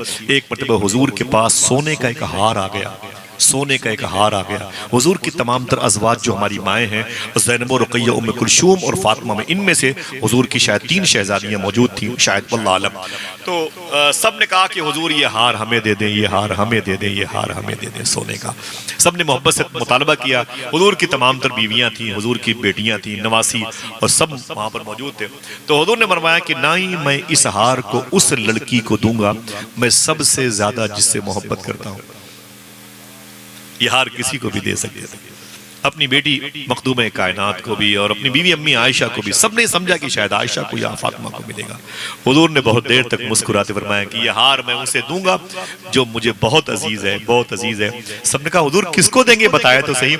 हुजूर ने नजर उठाई और दौड़ाई, देखा तो पूरे घर में जितने लोग थे उनमें एक लड़की नहीं थी। मेरे आका फरमाते मेरी वो नवासी उमामा कहाँ गई, उसे बुला के लाओ, ये हार मैं उसे दूंगा। एक सहाबी रसूल के घर में हुजूर गए तो अपनी बच्ची को तमाचे मार के डांट, बाहर निकल, मेहमान आए, सरकार आए। हुजूर ने फरमाया खबरदार तुमने ऐसी हरकत की तो मैं खुद तेरे दरवाजे से बाहर चला जाऊंगा। अल्लाह, इन बच्चियों पे जुल्म नहीं हो सकता, समझ रहे हैं आप? अल्लाह अकबर, अल्लाह अकबर। आका करीम सल्लल्लाहु अलैहि वसल्लम का कदम आया तो दुनिया में रहमत ही रहमत आई। कुरान क्या कहता है, सारे आलम के लिए अल्लाह ने रहमत बनाई। हम कहते हैं भाई आप रिश्वत और दलाली के पैसे इस्तेमाल ना करें। आप कहते हैं आसिफ भाई 4 बेटियां हैं, 5 बेटियां हैं, अगर मैं हराम नहीं खाऊंगा तो फिर इन बच्चियों की शादी कैसे होगी? अगर मैं हराम रिश्वत नहीं लूंगा, दलाली नहीं करूंगा और उल्टे सीधे काम नहीं करूंगा तो इन बच्चियों की शादी कैसे होगी? साहिबो ये कहां से आ गया? ये कैसे भूल गए कि हुजूर ही कायनात के लिए रहमत बनकर गया और हुजूर इन बच्चियों के लिए भी रहमत है। जरा प्यार से कह दो सुभान अल्लाह। हाँ, एक साहब की 5 बेटियां थी, 5 बच्चियां पैदा हुई। इमाम अब्दुल्ला याफई ने अपनी किताब में लिखा है, बड़ी मुबारक किताब है, पढ़िए कभी। वो कहते हैं कि मेरी 5 बच्चियां थी और 6वीं मरतबे मेरी बेटी, मेरी बीवी उम्मीद से हुई तो मैंने कहा सुन, तेरे कोख से सिर्फ बेटी पैदा होती है, अरे कि बेटा कब पैदा होगा? तो मैंने कहा कि भाई इसमें मेरा कसूर क्या है? अल्लाह की मर्जी है, अल्लाह चाहता है तो बेटी पैदा होती है और बेटियां तो बड़ी बरकत की निशानी है। बोले कौन खिलाएगा, कौन पालेगा, कौन इनकी शादियां करेगा, इन बच्चियों की कौन शादियां करेगा? तेरे कोख से हमेशा बेटियां पैदा होती। सुन, तेरे पेट में अब मेरी मोहब्बत की निशानी, अब अगर बेटी पैदा हुई तुझे तलाक दे दूंगा। इमाम अब्दुल्ला याफई ने लिखा, अब अगर बेटी पैदा हुई तुझे तलाक दे दूंगा। तो मेरी बीवी ने कहा मेरा कसूर क्या है? बोले कोख तो तेरी है, कोख तेरी, यही तेरा कसूर है। बोले ना ना ऐसा नहीं। और बीवी के पेट में 8.5 पौने 9 महीने थे वो बच्ची थी और ये दोनों मियाँ बीवी सफर पे थे, 5 बच्चियां साथ में थी। अचानक बीवी को एहसास हुआ कि डिलीवरी हो जाएगी। वॉशरूम के बहाने से लोटे में पानी लिया और थोड़ी सी पहाड़ी थी, उसी पहाड़ी पे चढ़ करके अंदर चली गई। एक गुफा समझ रहे हैं आप? गुफा के अंदर गई, डिलीवरी हुई तो फिर बच्ची ही पैदा हुई। अब डर गई, रोने लगी। बोले मेरे मौला इस बच्ची को लेके जाती हूँ तो मेरा शौहर तलाक देगा तो उसकी लाइफ खराब होगी, फिर मेरी खराब होगी, तो इसकी खराब होगी। 3-5 बच्चियां पहले से हैं, 8 जिंदगियां बर्बाद हो जाएंगी अगर मैं इस बच्ची को लेके जाऊंगा। फिर उसने फैसला किया मेरे मौला इस बच्ची को मैं इसी गुफा में, इसी गार में छोड़ देता हूँ, इसे मैं लेके नहीं जाऊंगा, इसे यहीं छोड़ देता हूँ। एक की लाइफ खराब होगी, कम से कम 7 की तो बच जाएगी। औरत कहती मैं चली आई तो मेरे शौहर ने कहा वो तेरे पेट में मेरी मोहब्बत की निशानी है। मैंने कहा वो खून बन के बह गई। बोले कोई बात नहीं, शायद बेटी पैदा होगी। फिर मैंने उठाया तंबू कनात, ऊंटों पर कजावे लदे, मैं चली गई साथ में शौहर के बिजनेस करने सफर पे। वापस 4 महीने के बाद, कितने? 4 महीने। बोले भाई 4 महीने के बाद जब मैं पलटी तो वहीं पर फिर खेमा तंबू कनात लगा, फिर वहीं पर वो तनाबे लगी और जो है लोग आराम करने, रेस्ट करने के लिए रुके, सारे काफिले के लोग। मैंने उस पहाड़ी को देखा तो मुझे मेरी 4 महीना पहले की डिलीवरी वाली बच्ची याद आ गई। मैंने फिर एक बहाना लिया और मैंने कहा अपने शौहर से कहा मैं आती हूँ। मैं सीधे उस पहाड़ पर गई। मैं सोच रही थी आज मैं इस पहाड़ पर जा रही हूँ, मेरी बच्चियों की हड्डियों के निशान पड़े होंगे, मेरी बच्ची पर जिस जानवर ने हमला किया होगा ना उसके दांतों के निशान मौजूद होंगे और मेरी बच्ची के जिस्म के खून के छींटे शायद दीवारों पर पड़े होंगे, मेरी बच्ची के पैरों के रगड़ने की निशानियां जमीन पर जरूर होंगी। बीवी कहती मेरा दिल धक धक धक करता था, मैंने कैसा किया, अपनी बच्ची को छोड़ दिया इसमें? मेरी बच्ची को किसी चूहे ने, किसी जानवर ने, बिल्ली ने, जंगली दरिंदों ने खा लिया होगा। अल्लाह अकबर, अल्लाह अकबर। कुशीनगर जिले से आने वालों, खुदा की कसम तुम्हारे पैरों को चूम लूं। वो लड़की कहती है जैसे मैं गुफा के अंदर गई, अगर दिल कहे तो सुभान अल्लाह कहना, मना करे कोई तब भी सुभान अल्लाह कहना, जबाने कटने का खतरा हो तब भी सुभान अल्लाह कहना। इमाम अब्दुल्ला याफई फरमाते हैं वो लड़की कहती जैसे मैं अंदर गई मैंने क्या देखा, मेरी 4 महीने की बच्ची बगैर लिबास के जमीन पर पड़ी हुई है कि हिरनी लेटी हुई है, उसी का दूध पी के मुस्कुरा रही है। आए सुभान अल्लाह, जिंदाबाद जिंदाबाद। वाह, जरा फिर से अपने हाथों को उठा के बोल दे सुभान ऐसा अल्लाह, हो सकता है कि नहीं? बिल्कुल। जिसका अकीदा ऊंची बोले ऐसा हो सकता है कि नहीं? 4 महीना क्या, दुनिया में 193 कंट्रीज हैं, 193 कहीं 206 भी आता है, 193 कंट्रीज हैं, इनमें 7 बर्रे आजम है, 4000 जबानें बोली जाती हैं, 800 करोड़ लोग हैं। सीने पे हाथ रख के देना अल्लाह की कुदरत के। अभी भी आपको यकीन नहीं आया हमें जब उसने लॉकडाउन के मौके पर दुनिया के 193 मुल्कों के लोगों को 1 साल तक घर में बिठा के खिलाया। कोई भूखा था, कोई प्यासा मरा ना, कोई अलग बात है जंगल में चला जाए तो मर जाए और ट्रेन की पटरियों पर मर गए, वरना मेरे रब ने सबको खिलाया कि नहीं खिलाया। दुकानें पूरे साल बंद थी, इनकम की, लेकिन अल्हम्दुलिल्लाह दस्तरखान पर दोपहर में भी माँ बहनों ने गरम गरम खाने भाइयों को शोहरों खिलाए। सही है कि नहीं भाई? कहते क्यों नहीं? वही तो है जो निजाम हस्ती चला रहा है मेरा खुदा। अभी भी यकीन नहीं पड़ा? अल्लाह कितनी बड़ी उसकी शान है। जरा प्यार से कह दो सुभान अल्लाह। वो कहती है, इमाम अब्दुल्ला याफई कहते हैं वो लड़की चीख पड़ी, अरे अभी तक मेरी बेटी जिंदा है। वो गुड़िया जैसी बच्ची थी, वो उसमें मिट्टी में अटी पटी थी और हिरनी का दूध पी के जिंदा मुस्कुरा रही थी। वो तेजी के साथ दौड़ती हुई वो लड़की नीचे आई है। अरे काफिले वालों आ जाओ, आ जाओ, आ जाओ, सब इकट्ठा आ गए। क्या बात है, क्या बात? बोल चलो अपने शौहर से उसने चल ऊपर चल, कुदरत के जलवे देख देख ले, रब की कुदरत की जलवा सामानिया देख ले। और सब के सब ऊपर गए तो शौहर ने क्या बात है, पूरा काफिला बटोर के लेके आ गई। मैंने कहा सुन, वो 4 महीने पहले जो मैंने कहा था ना कि मेरे पेट में तेरी मोहब्बत की निशानी है, वो ब्रेड बन के खराब हो गई। चल देख, आज भी वो कुदरत के शाहकार की निशानी बनी हुई है। जिंदाबाद। जैसे मैं लेके आई अपने शौहर को, पूरा ग्रुप आया ना, गुफे के किनारे पर खड़ा हुआ। सबसे मैंने कहा ये मेरी वही बच्ची है जो 4 महीना पहले यहाँ पर डिलीवरी हुई थी। मैंने झूठ बोला था और छोड़ के चली गई थी। इतना सुनना था सबने अपना दाहिना। अरे बाप रे बाप, अभी तक ये जिंदा है। खुदा की कसम बहरे हो तब भी अपने हाथ उठा के सुभान अल्लाह कहिएगा। बोले अभी ये जिंदा है। आवाज आई खुदा की बारगाह से, अरे मेरे बंदो सुनो, अगर मैं पैदा करना जानता हूं तो जिंदा रखना भी जानता हूं। नारे तकबीर, नारे रिसालत, अज़मते मुस्तफा, शाने मुस्तफा, रहमते मुस्तफा, नारे तकबीर, सुभान अल्लाह जिंदाबाद। हुजूर की रहमतुल लिल आलमीन ही नहीं तो और क्या। जिंदाबाद। अगर मैं पैदा करना जानता हूं तो जिंदा रखना भी जानता हूं। माँ के पेट में आपने कितने नौकर पाल रखे हैं जो आपके बच्चों की परवरिश कर। आप कहते क्यों नहीं कि वही तो है जो निजाम हस्ती चला रहा है। जिंदाबाद जिंदाबाद। हाथ उठा के बोले मेरा खुदा है, मेरा खुदा है, मेरा खुदा है। जमीन पे कैसे कैसे रिस्क देता है वो। खबरदार वादा करो हुजूर की मजलिस में आने का कि इंशाअल्लाह हलाल खाएंगे। इंशाअल्लाह। बोलो भाई बोलो इंशाअल्लाह।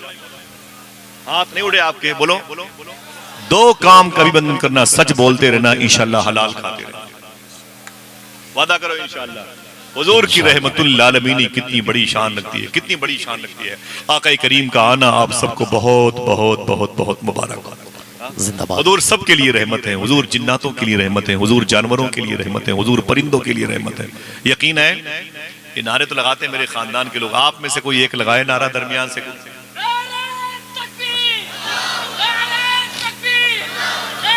कलंदर ही मिले हैं माशाल्लाह।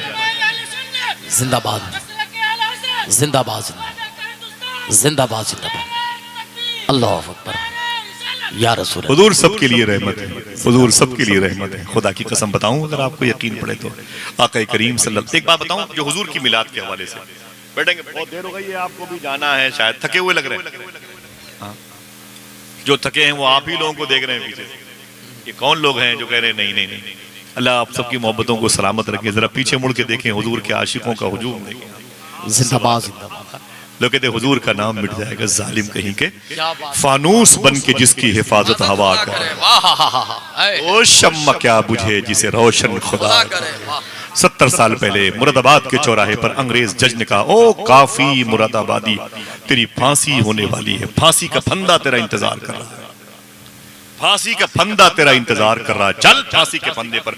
ये वो अल्लामा काफी है जिनकी शायरी को आला हजरत ने अहसन और तैयब जिंदाबाद। अल्लाह काए अल्लामा काफी मुरादाबादी, देखिए फांसी का फंदा तेरा इंतजार कर रहा है, तेरा इंतजार कर रहा है। तो अल्लामा काफी ने कहा, ओ कुत्ते सुन, तूने फांसी का फंदा तो देख लिया, ये नहीं देख लिया कि उसके पसे पर्दा आमिना का लाल भी मेरा इंतजार कर रहा है। हम तो हुजूर के नाम पे मरने के लिए पैदा होते हैं। अल्लाह अकबर। हजरात, ये हमारे लिए बाइस बरकत है और आपके लिए भी। खड़े होकर के ऐसी आवाज़ का इस्तकबाल करें। मैंने पूरी ज़िंदगी जिसकी तारीफ में रत्बुल लिसान रहा और जिसकी ज़बान से नात के हवाले से जो तबलीग हुई है वो शायद आज तक मैं न कर सका। नारे तकबीर, नारे रिसालत, उलमाए अहले सुन्नत, मद्दाहे रसूल गुलाम नूर मुजस्सम साहब क़िबला उन्नाव, इस्लाहे मुआशरा कॉन्फ्रेंस, जश्ने आमदी रसूल डॉक्टर आसिफ रजा साहब क़िबला सैफी, नारे तकबीर, नारे रिसालत, जिंदाबाद जिंदाबाद। आप हज़रात तशरीफ रखें, अदब के साथ बैठे। सुभान अल्लाह, बहुत बहुत शुक्रिया। बैठ जाएं, बस बैठ जाएं। वादा कर, मैं अक्सर मजलिसों में जब मेरे पास वक्त होता है तो मैं भाई की नातें ज़मीन पर बैठ कर सुनना चाहता हूँ। इंशाअल्लाह सुनेंगे आप? बोलो भाई, सुनेंगे ना इंशाअल्लाह? इंशाअल्लाह। तो ये तो खुद पढ़ते पढ़ते मदीने शरीफ हमेशा जाते रहते हैं, इनकी नातें सुनने वाले भी हमेशा मदीने शरीफ जाने लगे। जिंदाबाद। बड़ा सलीका पाया, खुश सलीकी है नात खानी में। नात को इन्होंने हमेशा नात के लहजे में पढ़ा है, ये बड़ी सआदत की बात है। और मैंने देखा ना, उलमा किराम बैठे हुए हैं जी, दुआएं मेरे साथ हैं, रब्बे काबा की कसम, मैंने अक्सर देखा कि गुलाम नूर मुजस्सम भाई मिंबर शरीफ पर हों तो किसी आलिम दीन की शान में जर्रा बराबर कहीं भी बेअदबी जी, हर इल्मी वकार को ये मजरू नहीं होने देते। और मजलिस रसूल के भी एहतराम, इसके इल्तिज़ाम में और इसके इंतज़ाम और इंसराम में इस कदर मुनहमिक रहते हैं ना कि डूब करके हुजूर की मोहब्बत में नात पढ़ते हैं। सुभान अल्लाह। हमसे यही आवाज़ें हैं जो मुतालबा करती हैं हुजूर से मोहब्बत करो। लोग कहते हैं हुजूर का नाम न लो, हुजूर से मोहब्बत न करो। जालिमों को पता नहीं कि लफ्ज़ मोहब्बत हुजूर ही की वजह से पैदा किया गया है। जिंदाबाद जिंदाबाद। हम हुजूर से प्यार न करें, लफ्ज़ प्यार तो हुजूर की वजह से पैदा किया गया है। अब बोलो भाई बोलो, हम हुजूर से मोहब्बत ना करें तो फिर बचे है क्या? हमारे पास और क्या है बताएं? अल्लाह अकबर, और क्या बचेगा हमारे पास अगर हुजूर को छोड़ देंगे तो? गुलाम गौस हजारा शरीफ के बुजुर्ग थे, हजारा शरीफ के गुलाम गौस हजारवी कहते मेरी शादी हुई, एक लड़की मेरे निकाह में आई। लड़की बड़ी इस्मत और ईमान की पासदारी करती थी। अल्लाह ने करम फरमाया, मेरे घर में मेरी बीवी के पेट में मेरी मोहब्बत की निशानी आ गई। गुलाम गौस कहते हैं कि फिर वो निशानी जाहिर भी हुई 1 साल के बाद, और फिर मेरी बीवी ने उस निशानी को नात की लोरियां देके उसे पाला। सुभान अल्लाह, सुभान अल्लाह। दुरूद के नगमों में उसकी नशोनुमा हुई, परवरिश हुई। गुलाम गौस हजारवी कहते हैं, मेरे बच्चे की विलादत के बाद मेरा बच्चा माँ की गोद में पला, बड़ा कुरान की तिलावतें सुनता रहा। लेकिन अफसोस ये है कि जब 20-21 साल का हो गया तो अचानक मेरे बच्चे की तबीयत बिगड़ गई। कोई नारा नहीं, बड़े खामोशी से। अचानक मेरे बच्चे की तबीयत बिगड़ गई। गुलाम गौस हजारवी कहते हैं, मैंने उठाया, अपने बच्चे को ले गया डॉक्टर के पास। मैंने कहा, डॉक्टर साहब बड़ी तकलीफ में है मेरा बेटा। बड़े बड़े डॉक्टर से आ गए, सबने मदद की, लेकिन मरज बढ़ता गया जो दवा की। एक दिन डॉक्टर ने बुलाया, बोला गुलाम गौस साहब। मैंने कहा क्या बात है? बोले आपके बेटे के पास 2-2.5 घंटे का वक्त है, सारे शहर के डॉक्टर जवाब दे चुके हैं, इसे घर ले जाएं, अब ये बचेगा नहीं। मैंने कहा ना ना ना, अपना वजूद बेच दूंगा, मेरे बेटे को बचा लीजिए। बोले बच नहीं सकता, ले जाएं। बेड से मेरे बेटे को उठा दिया, वो जिंदा लाश मेरे हाथों में थमा दी। वो पका हुआ फल, वो सर्वकत जैसा वजूद, मैंने सोच रखा था मेरे बुढ़ापे का सहारा बनेगा, आज वो सहारे का मोहताज में लिया। रोते हुए मेरी बीवी मेरे साथ घर वापस आ गई। गुलाम गौस कहते हैं, मैंने उसे लिटा दिया। मेरा बेटा घर पे लेटा चारपाई पे तो रोने लगा। मेरी बीवी बगल में बैठ के रो रही थी। मैं भी अपने बेटे की आंख से निकलने वाले आंसुओं को उंगलियों से पोंछता था। मेरी बीवी ने कहा, मेरे बेटे तुझे मैंने खून पिला के पाला है, अपनी तमाम तर दुश्वारियां मसाइब भूल करके तुझे राहत व तस्कीन कल्बी व रूही का सामान देती रही। ऐ मेरे बेटे माफ कर दे, घर बिकता तो बेच करके तुझे बचा लेता। मैंने भी कहा कि ऐ मेरे बेटे बड़ी कोशिश की, लेकिन तू बचने की पोजीशन पे नहीं है। मेरा बेटा भी रोता रहा, मैं भी रोता रहा, मेरी बीवी भी रोती रही। घर के दरो दीवार पे रोते रहे। अचानक मेरे दरवाजे पे दस्तक हुई। मैंने कहा कौन? आवाज आई, गुलाम गौस हजारवी है? मैंने कहा हाँ। बोले घर पे हो? मैंने कहा हाँ। बोले क्या बात है? तो उसने कहा आपको नहीं खबर? मैंने कहा क्या हुआ? बोले 10 किलोमीटर के फासले पर कादियान, पंजाब का एक कादियानी फिरके का मुबल्लिग मौलवी पूरे इलाके के सुन्नी सहीउल अकीदा लोगों के अकीदे को खराब कर रहा है। वो ये बावर करा रहा है, बता रहा है कि हुजूर के बाद भी कोई नबी आ सकता है। अस्तगफिरुल्लाह, तौबा तौबा।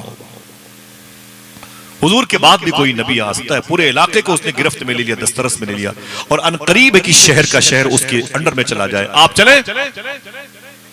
गुलाम गौस हजारवी ने उसकी बातें सुनी और अपने बेटे को देखा, आंखों में आंसू आ गए। आज मैं किस मोड़ पर आया हूं? बिलाखिर फैसला कर लिया। बीवी से बोले मेरा वो बैग लाओ, मेरा झोला लाओ जिसमें मुनाजरे की किताबें रखी। बीवी लेकर के आई, उसे अपने कंधे पे रखा। 1-1.5 घंटे के बाद बेटे की रूह निकलने वाली है। अल्लाह। उस झोले को अपने कंधे पे रखा। बोले आए मेरी बीवी, मैं जा रहा हूं। बोले कहां? तो बोले नबी का दीन मुझे आवाज दे रहा है। अल्लाह अल्लाह। ऐ मेरे बेटे मुझे माफ करना, मैं तेरे आखिरी सफर तक तेरे साथ नहीं चल सकता, मैं जा रहा हूं। बेटे ने बाप का दामन पकड़ लिया। बोले आप कहां जा रहे हैं? मैं खुद दुनिया से जा रहा हूं, मौत का फरिश्ता मेरे घर में आया चाहता। ऐ मेरे बाप मुझे विदा करके जाइएगा, मुझे तजहीज़ और तकफीन के बाद जाइएगा, आखिरी रस्म की अदायगी के बाद जाइएगा। गुलाम गौस कहते ना ना ना ना, मुझे नबी का दीन आवाज दे रहा है, मुझे नबी का दीन आवाज दे रहा है। ऐ मेरे बेटे मैं जा रहा हूं। बेटे ने कहा अब्बू कुछ लम्हे के लिए ठहर जाए, मैं मरने वाला हूं, मैं आपका सगा बेटा हूं। गुलाम गौस ने अपने बेटे की आंखों में आंखें डाल के कहा मेरे बेटे सुन, तुझ जैसे हजारों बेटे मोहम्मद के नाम पे कुर्बान हो जाए। जिंदाबाद। जफर अली खान ने कहा दिल जिससे जिंदा है वो तमन्ना तुम ही तो हो, हम जिसमें बस रहे हैं वो दुनिया तुम ही तो हो, जो दस्तगीर है वो तुम्हारा ही हाथ है, जो डूबने न दे वो वसीला तुम ही तो हो। लोग हमसे कहते हैं हुजूर से मोहब्बत ना करो, हुजूर को ये नहीं कह सकते कि हम हुजूर से मोहब्बत करते हैं। जालिम सुनसान है फजा, बड़ी अंधेरी रात है, रहबर खामोश है तो लुटेरों की खात है। ऐ डाकुओं ये जान लो ये जिस्म लूट लो, ये दिल न दूंगा इसमें मदीने की बात है, ये दिल न दूंगा इसमें मदीने की बात है। अगर हुजूर का इश्क ही हमारे वजूद से निकल गया तो फिर क्या बचेगा हमारे पास। सबसे अनमोल दौलत को इश्क मुस्तफा कहते हैं। बोले मेरे बेटे मैं जा रहा हूं, तुझ जैसे हजारों बेटे मोहम्मद के नाम पे कुर्बान हो जाएं। बेटे ने कहा अब्बू आप वाकई जाइए, मेरी भी ख्वाहिश यही है, मैं किसी सूरत में कुछ लम्हे और गुजार लूंगा अम्मी के साथ। तो गुलाम गौस ने जुमला कहा ऐ मेरे बेटे तू मर जाएगा, कब्र में जाएगा, हुजूर आएंगे, माँ कुंत तक़ूलु फ़ी हक़्क़ि हाज़ा रजुल की बाहर आएंगी। ऐ मेरे बेटे तेरी कब्र में हुजूर आए तो हुजूर को मेरा सलाम बोल देना, हुजूर को मेरा सलाम बोल देना। गुलाम गौस हजारवी कहते हैं मैं चला गया। थोड़ी देर के बाद एक बस स्टॉप पर पहुंचा, बस पर बैठा तो घर से एक साहब दौड़ते हुए आए। बोले हुजूर। मैंने कहा क्या बात है? बोले नीचे उतर आए। मैंने शीशा खोला, मैंने क्या बात है? बोले आपका बेटा मर गया, नमाज जनाजा तो पढ़ा दे।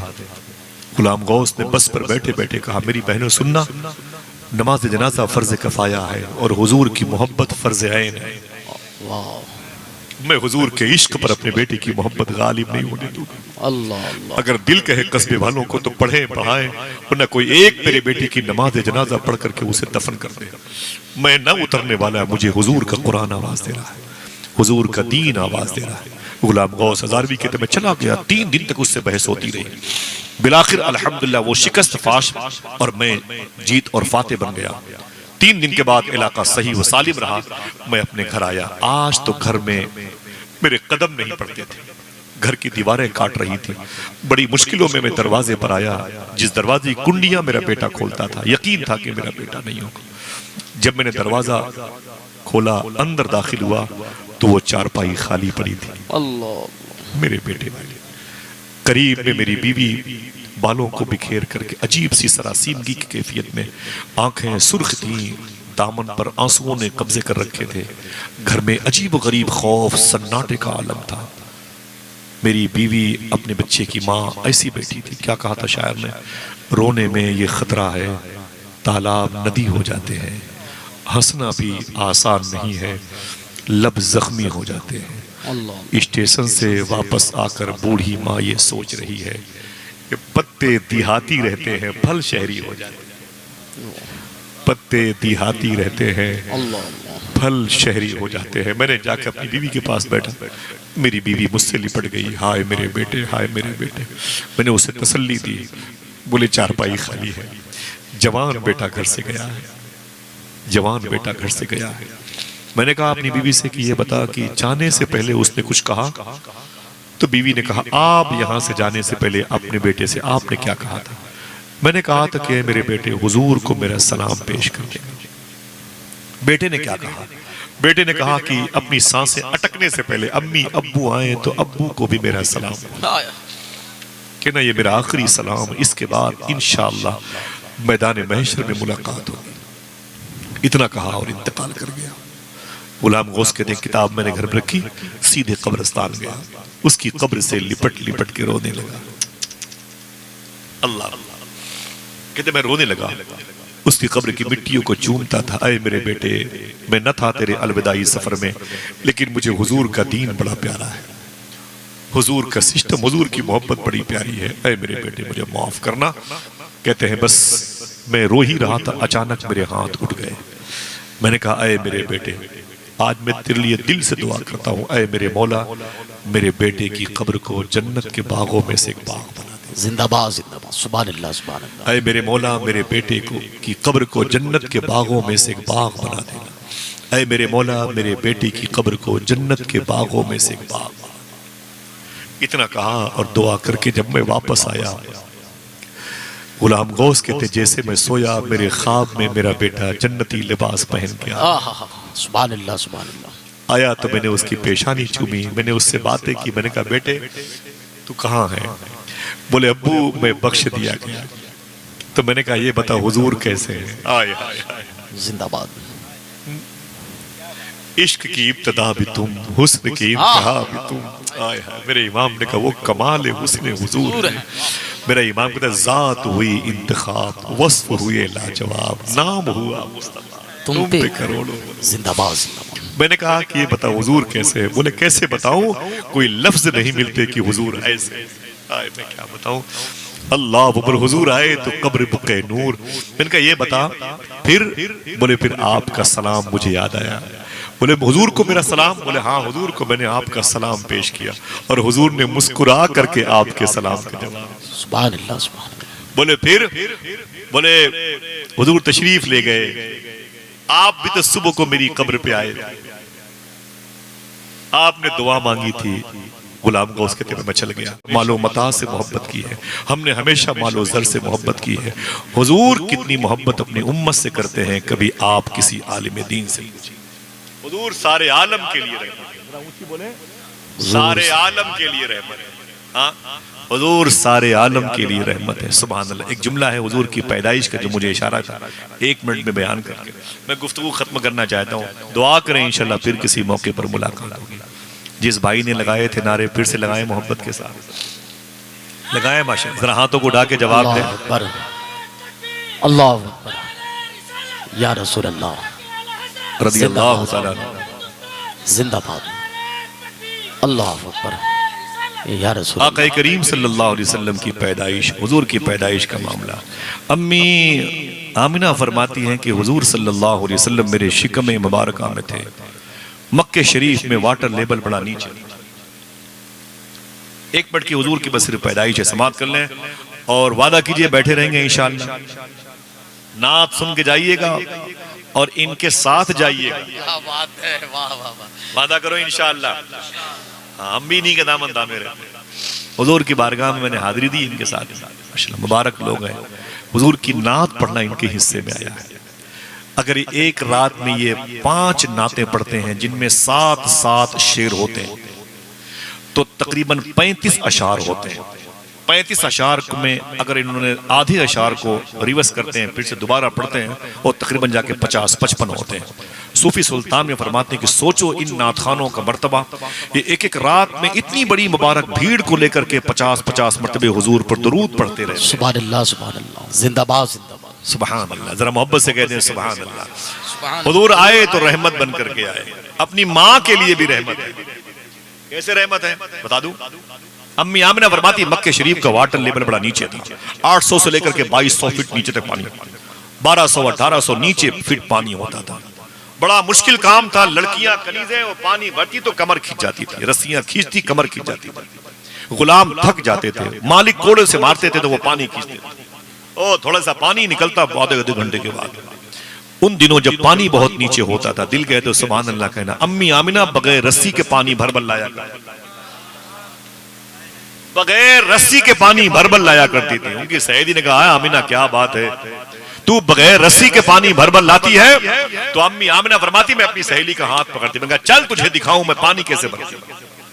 मैं एक हाथ में बाल्टी रहती, बाल्टी से मुराद मशकीजा है, वरना बाल्टी की तहकीक मुझसे करवा, समझ रहे हैं? बाल्टी से मुराद की मशकीजा है। अम्मी फरमाती मैं अपनी सहेली का हाथ पकड़ती और एक हाथ में बाल्टी लेती, उसे पकड़कर कुएं पे ले जाती। मैंने कहा बैठ, वो बैठ जाती, मैं बाल्टी रखती और कुएं के मुडेर में फसील पे खड़ी होकर के अम्मी आमिना फरमाती मैं नीचे झांक करके देखती थी कुएं में।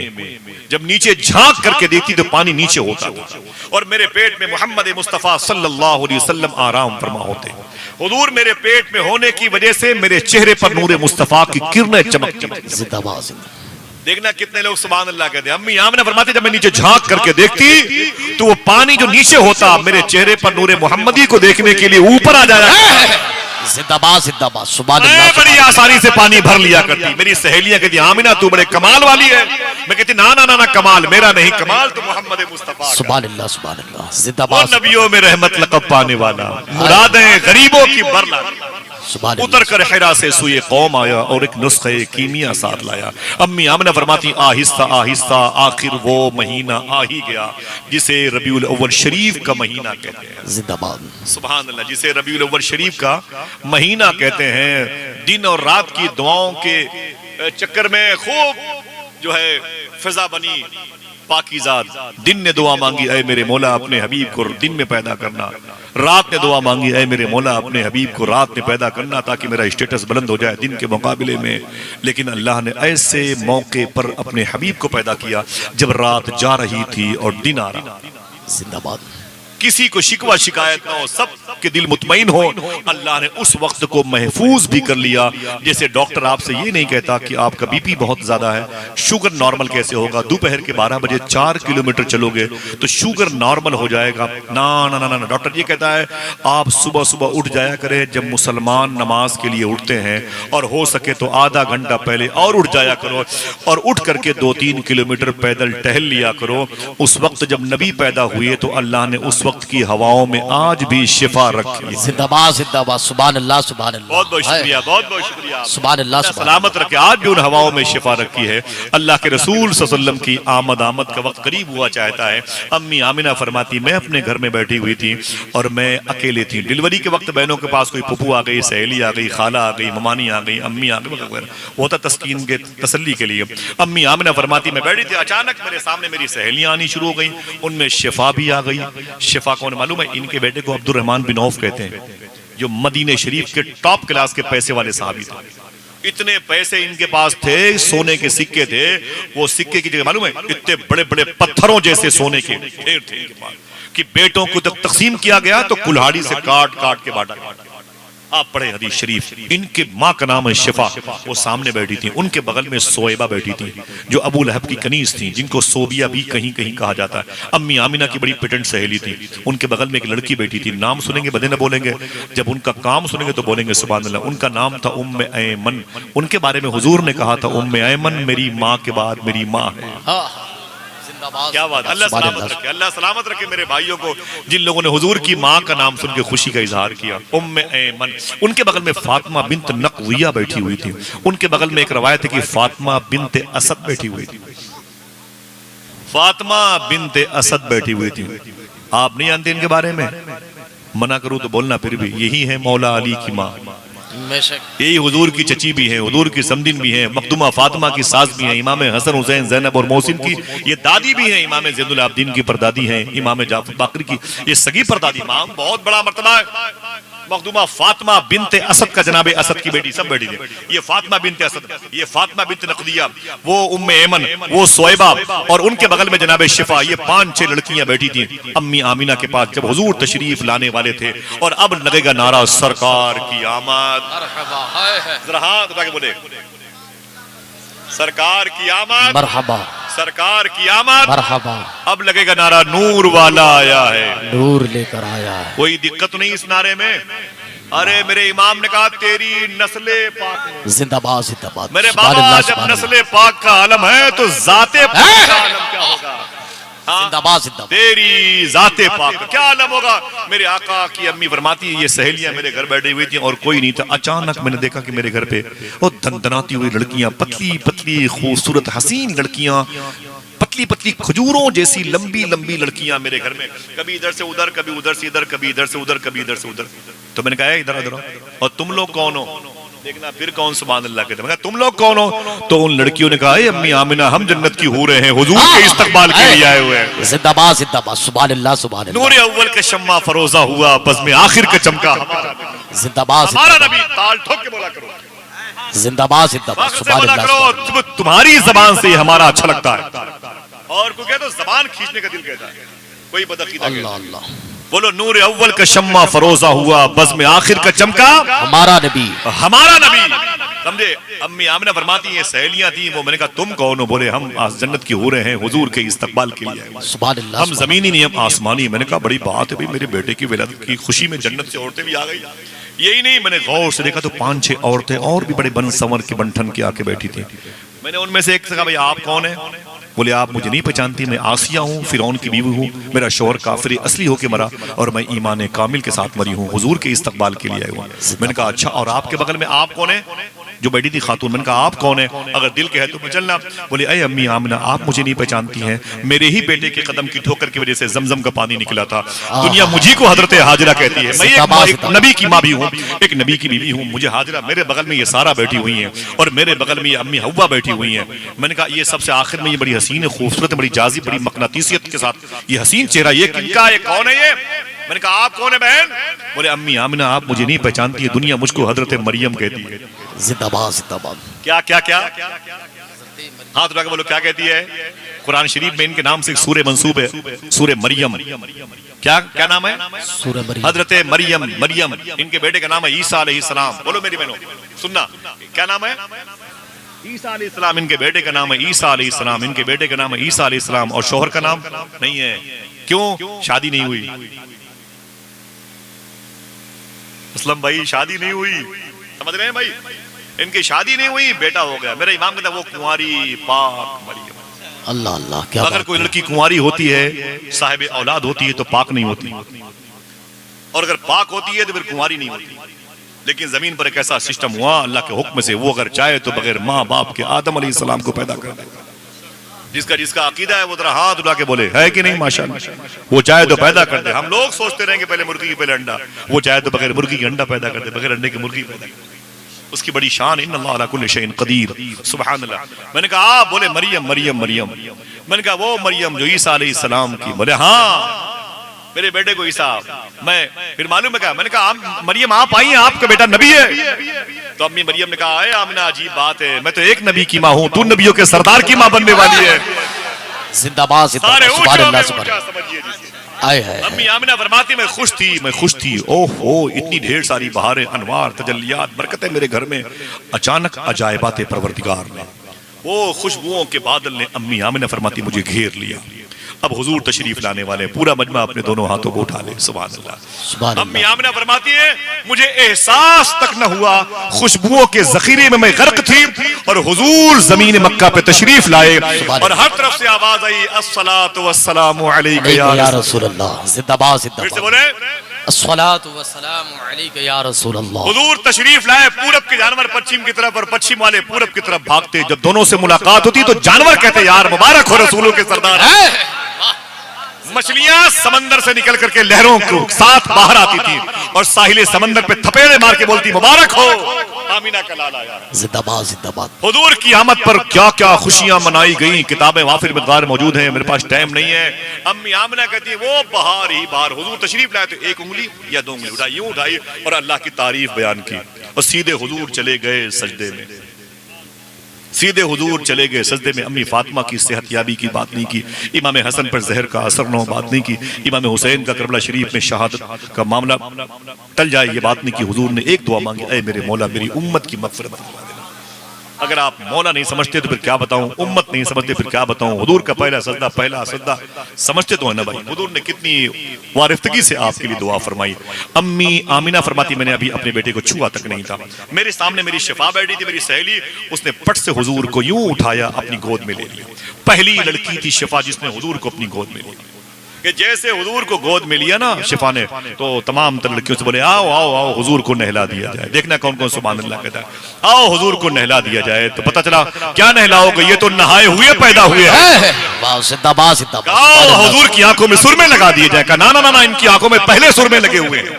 आवाज आई जरा खुशबुओं से इत्र पाशी कर दो, इनके बदन पर इत्र मल दो। कहा क्या मलोगे, इन्हीं की वजह से घर महक रहा है। मेरा इमाम ना मुंह पे चलते हैं भटकने वाले। जिंदाबाद। अजीब सी बहार थी हुजूर के आने पर। बच्चे माँ के पेट में हो, ये नाफ दोनों माँ और बेटे की नाफ है ना, नाफ मैंने बताया था इससे पहले उस दूध जलसे में, ये नाफ से यहाँ से खाना माँ के पेट से बच्चे की नाफ में जाता है और ये खाना ट्रेवलिंग करता है, नकल मकानी करता है खाने के तमाम तर उसके अशिया को।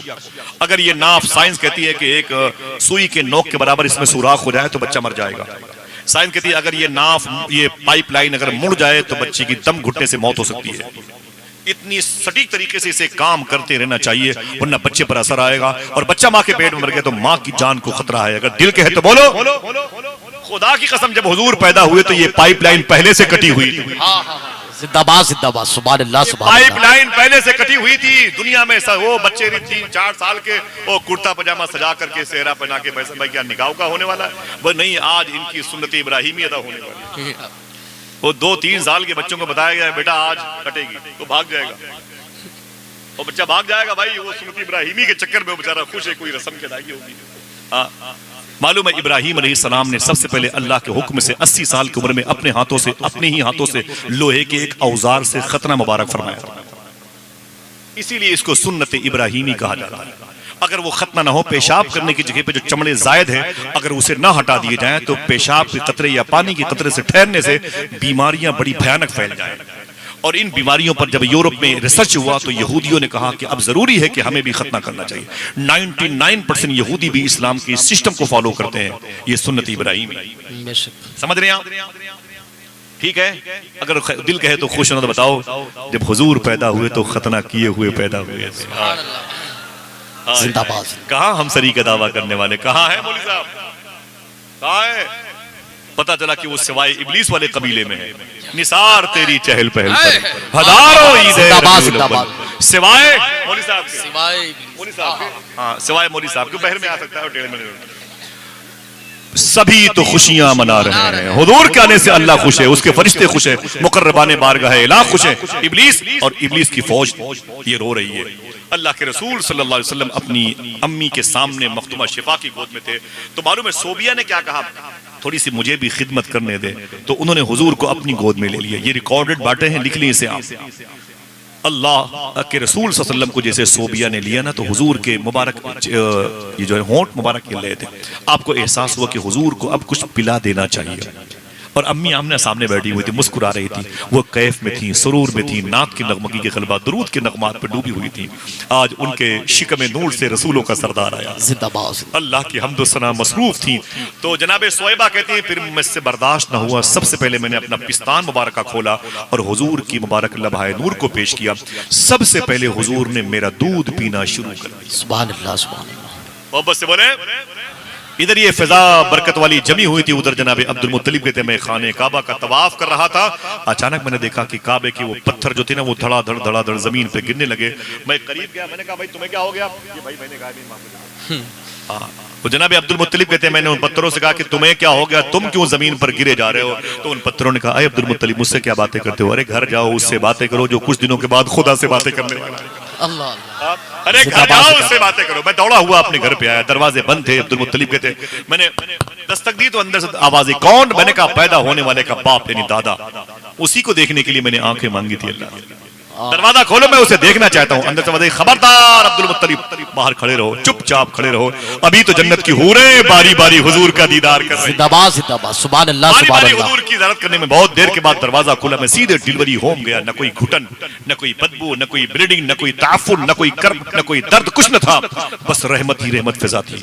जिस कमरे में हुजूर पैदा हुए, अम्मी आमना कहती मैं खुश होकर खड़ी हो गई। मैंने कहा अब्बू मुबारक हो, सरकार तशरीफ लाए हैं। सुभान अल्लाह। मेरे ससुर अब्बू मुबारक हो, हुजूर तशरीफ लाए हैं। मैंने कहा कहाँ हैं? बोले आराम कर रहे हैं।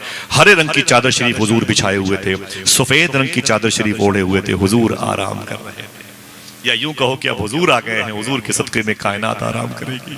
सुभान अल्लाह सुभान। जनाब अब्दुल मुत्तलिब कहते हैं कि आया आमिना, अगर जहमत न हो तो हुजूर को मेरी गोद में दे दे, अगर जहमत न हो तो हुजूर को मेरी गोद में दे दी। मैंने उठाया और जनाब अब्दुल मुत्तलिब की गोद में अपने हबीब को दिया। दिल कह दो सुभान अल्लाह कहो। जनाब अब्दुल मुत्तलिब कहते खुदा की कसम ऐसा लग रहा था जैसे पूरी कायनात मेरी गोद में आ गई। जिंदाबाद जिंदाबाद। हुजूर के चेहरे पर नकाबे मुस्तफा, वो जुज़दान लगा हुआ था, वो मुसहफ़ खुदा वो छुपा हुआ था। आवाज आई, रुख से नकाब उठाओ, बड़ी देर हो गई। माहौल को तिलावत कुरान किए हुए मैंने कहा आमिना, अगर जहमत न हो तो अपने लाडले बेटे के चेहरे से नकाब तो हटा, मैं उसकी आंखें देखना चाहता हूँ, उसके चेहरे की तिलावत। जैसे अम्मी आमना ने हुजूर के चेहरे से नकाब उठाई, जनाब अब्दुल मुत्तलिब कहते खुदा की कसम जैसे जैसे नकाब खसकती जाती थी मेरी चीख बुलंद हो जाती थी। ऐसी चमकदार पेशानी मैंने आज तक नहीं देखी है, ऐसी आंखें मैंने आज तक नहीं देखी हैं, ऐसे लब मैंने कभी नहीं देखे हैं, ऐसे रुखसार मैंने कभी नहीं देखे हैं।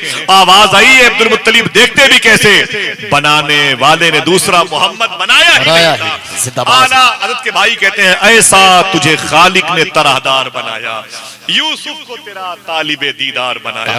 बोले अरे आमिना, अगर इजाजत हो तो तेरे बेटे को काबा दिखा दूं, तेरे आखिरी जुमले तेरे बेटे को काबा दिखा दूं। आवाज आई, अरे अब्दुल मुत्तलिब मेरे हबीब को क्या काबा दिखाओगे, काबा खुद मेरे हबीब को देखने के इंतजार। जिंदाबाद जिंदाबाद। मैंने इजाजत मांगी और हुजूर को अपनी गोद में लिया, सीधे पहुंचा वो सफा मरवा की पहाड़ियां, वो शायरा है सफा मरवा। मैं उसको क्रॉस करके आगे पहुंचा जहां लोग तवाफ करते हैं, इसीलिए उसको मुताफ कहते हैं। मैं उस आंगन में गया जहां अल्लाह का सबसे बुजुर्ग और मोअज़्ज़म और मोहतशम घर खाने काबा। कहते मैं जैसे खाने काबा पहुंचा, आखिरी जुमले देखना फिर कौन कौन सुभान अल्लाह कहता है। जनाब अब्दुल मुत्तलिब कहते हुजूर मेरी गोद में थे, सामने खाने काबा। मैंने सोचा कि हुजूर को काबे की इधर कर दो। फरमाते हैं खुदा की कसम मैं क्या बताऊं, मेरी समझ में नहीं आ रहा था मैं मोहम्मद को लेके काबे की तरफ जा रहा हूं या काबा मोहम्मद की तरफ आ रहा है। जिंदाबाद जिंदाबाद सुभान अल्लाह। इमाम कहता है जिसके सजदे को मेहराबे काबा। क्या क्या क्या मिसरा है, बोलो भाई। जिसके सजदे को मेहराबे काबा। उसके बाद उन भवों की लताफत पे ओ, जब लताफत का ये आलम है तो फिर हैबत का आलम क्या होगा। ये होगा तेरे आगे यूं है दबे लचे अरब के बड़े बड़े, कोई जाने मुंह में जबा नहीं, नहीं मरे हुए हैं।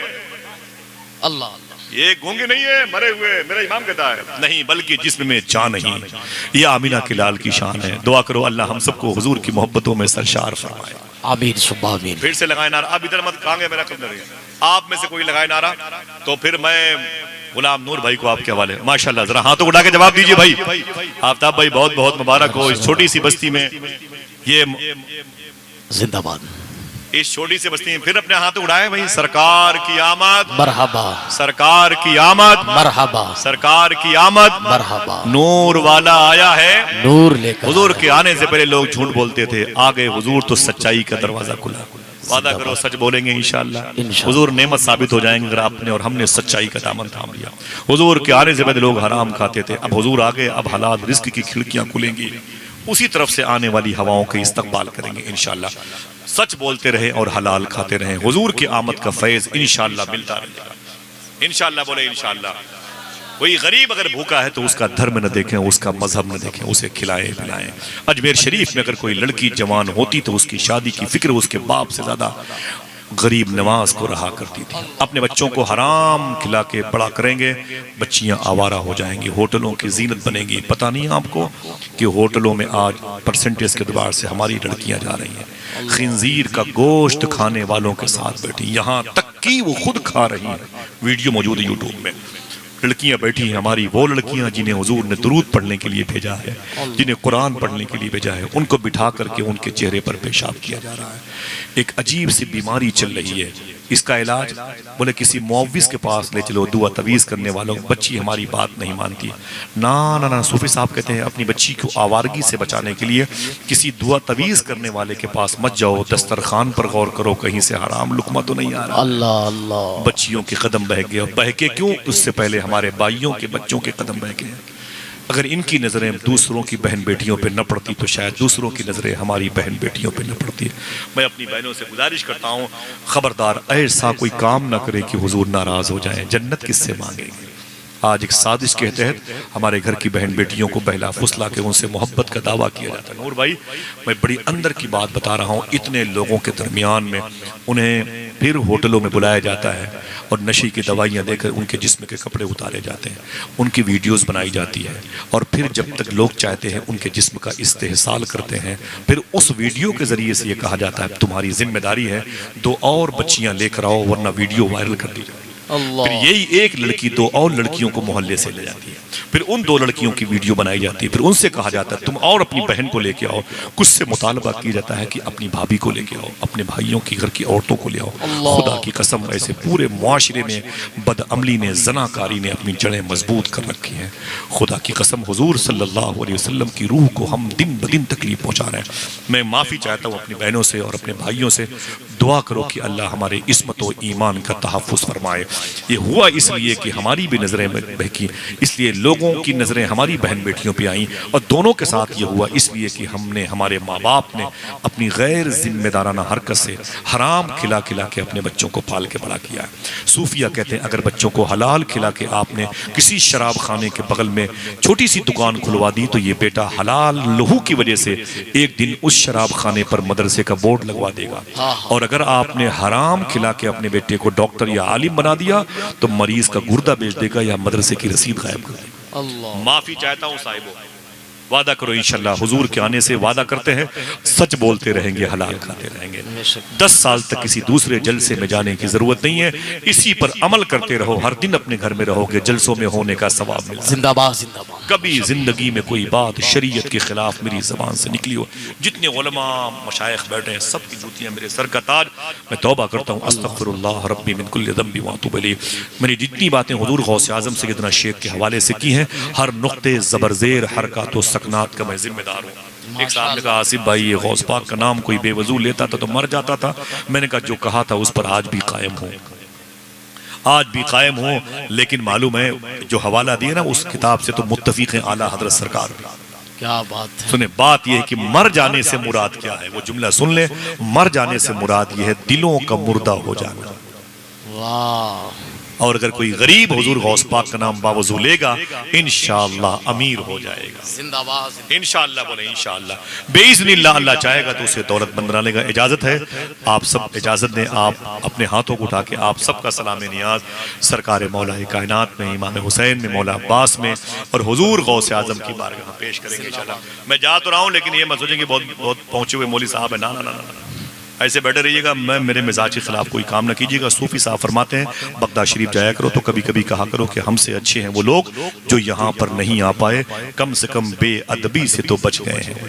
अल्लाह। बस दुआ करो अदब बाकी रहे, शहनशाह विलायत की बारगाह है। और आप भी चलेंगे ना इंशाअल्लाह? इंशाअल्लाह। दिल से बोलो चलेंगे ना इंशाअल्लाह?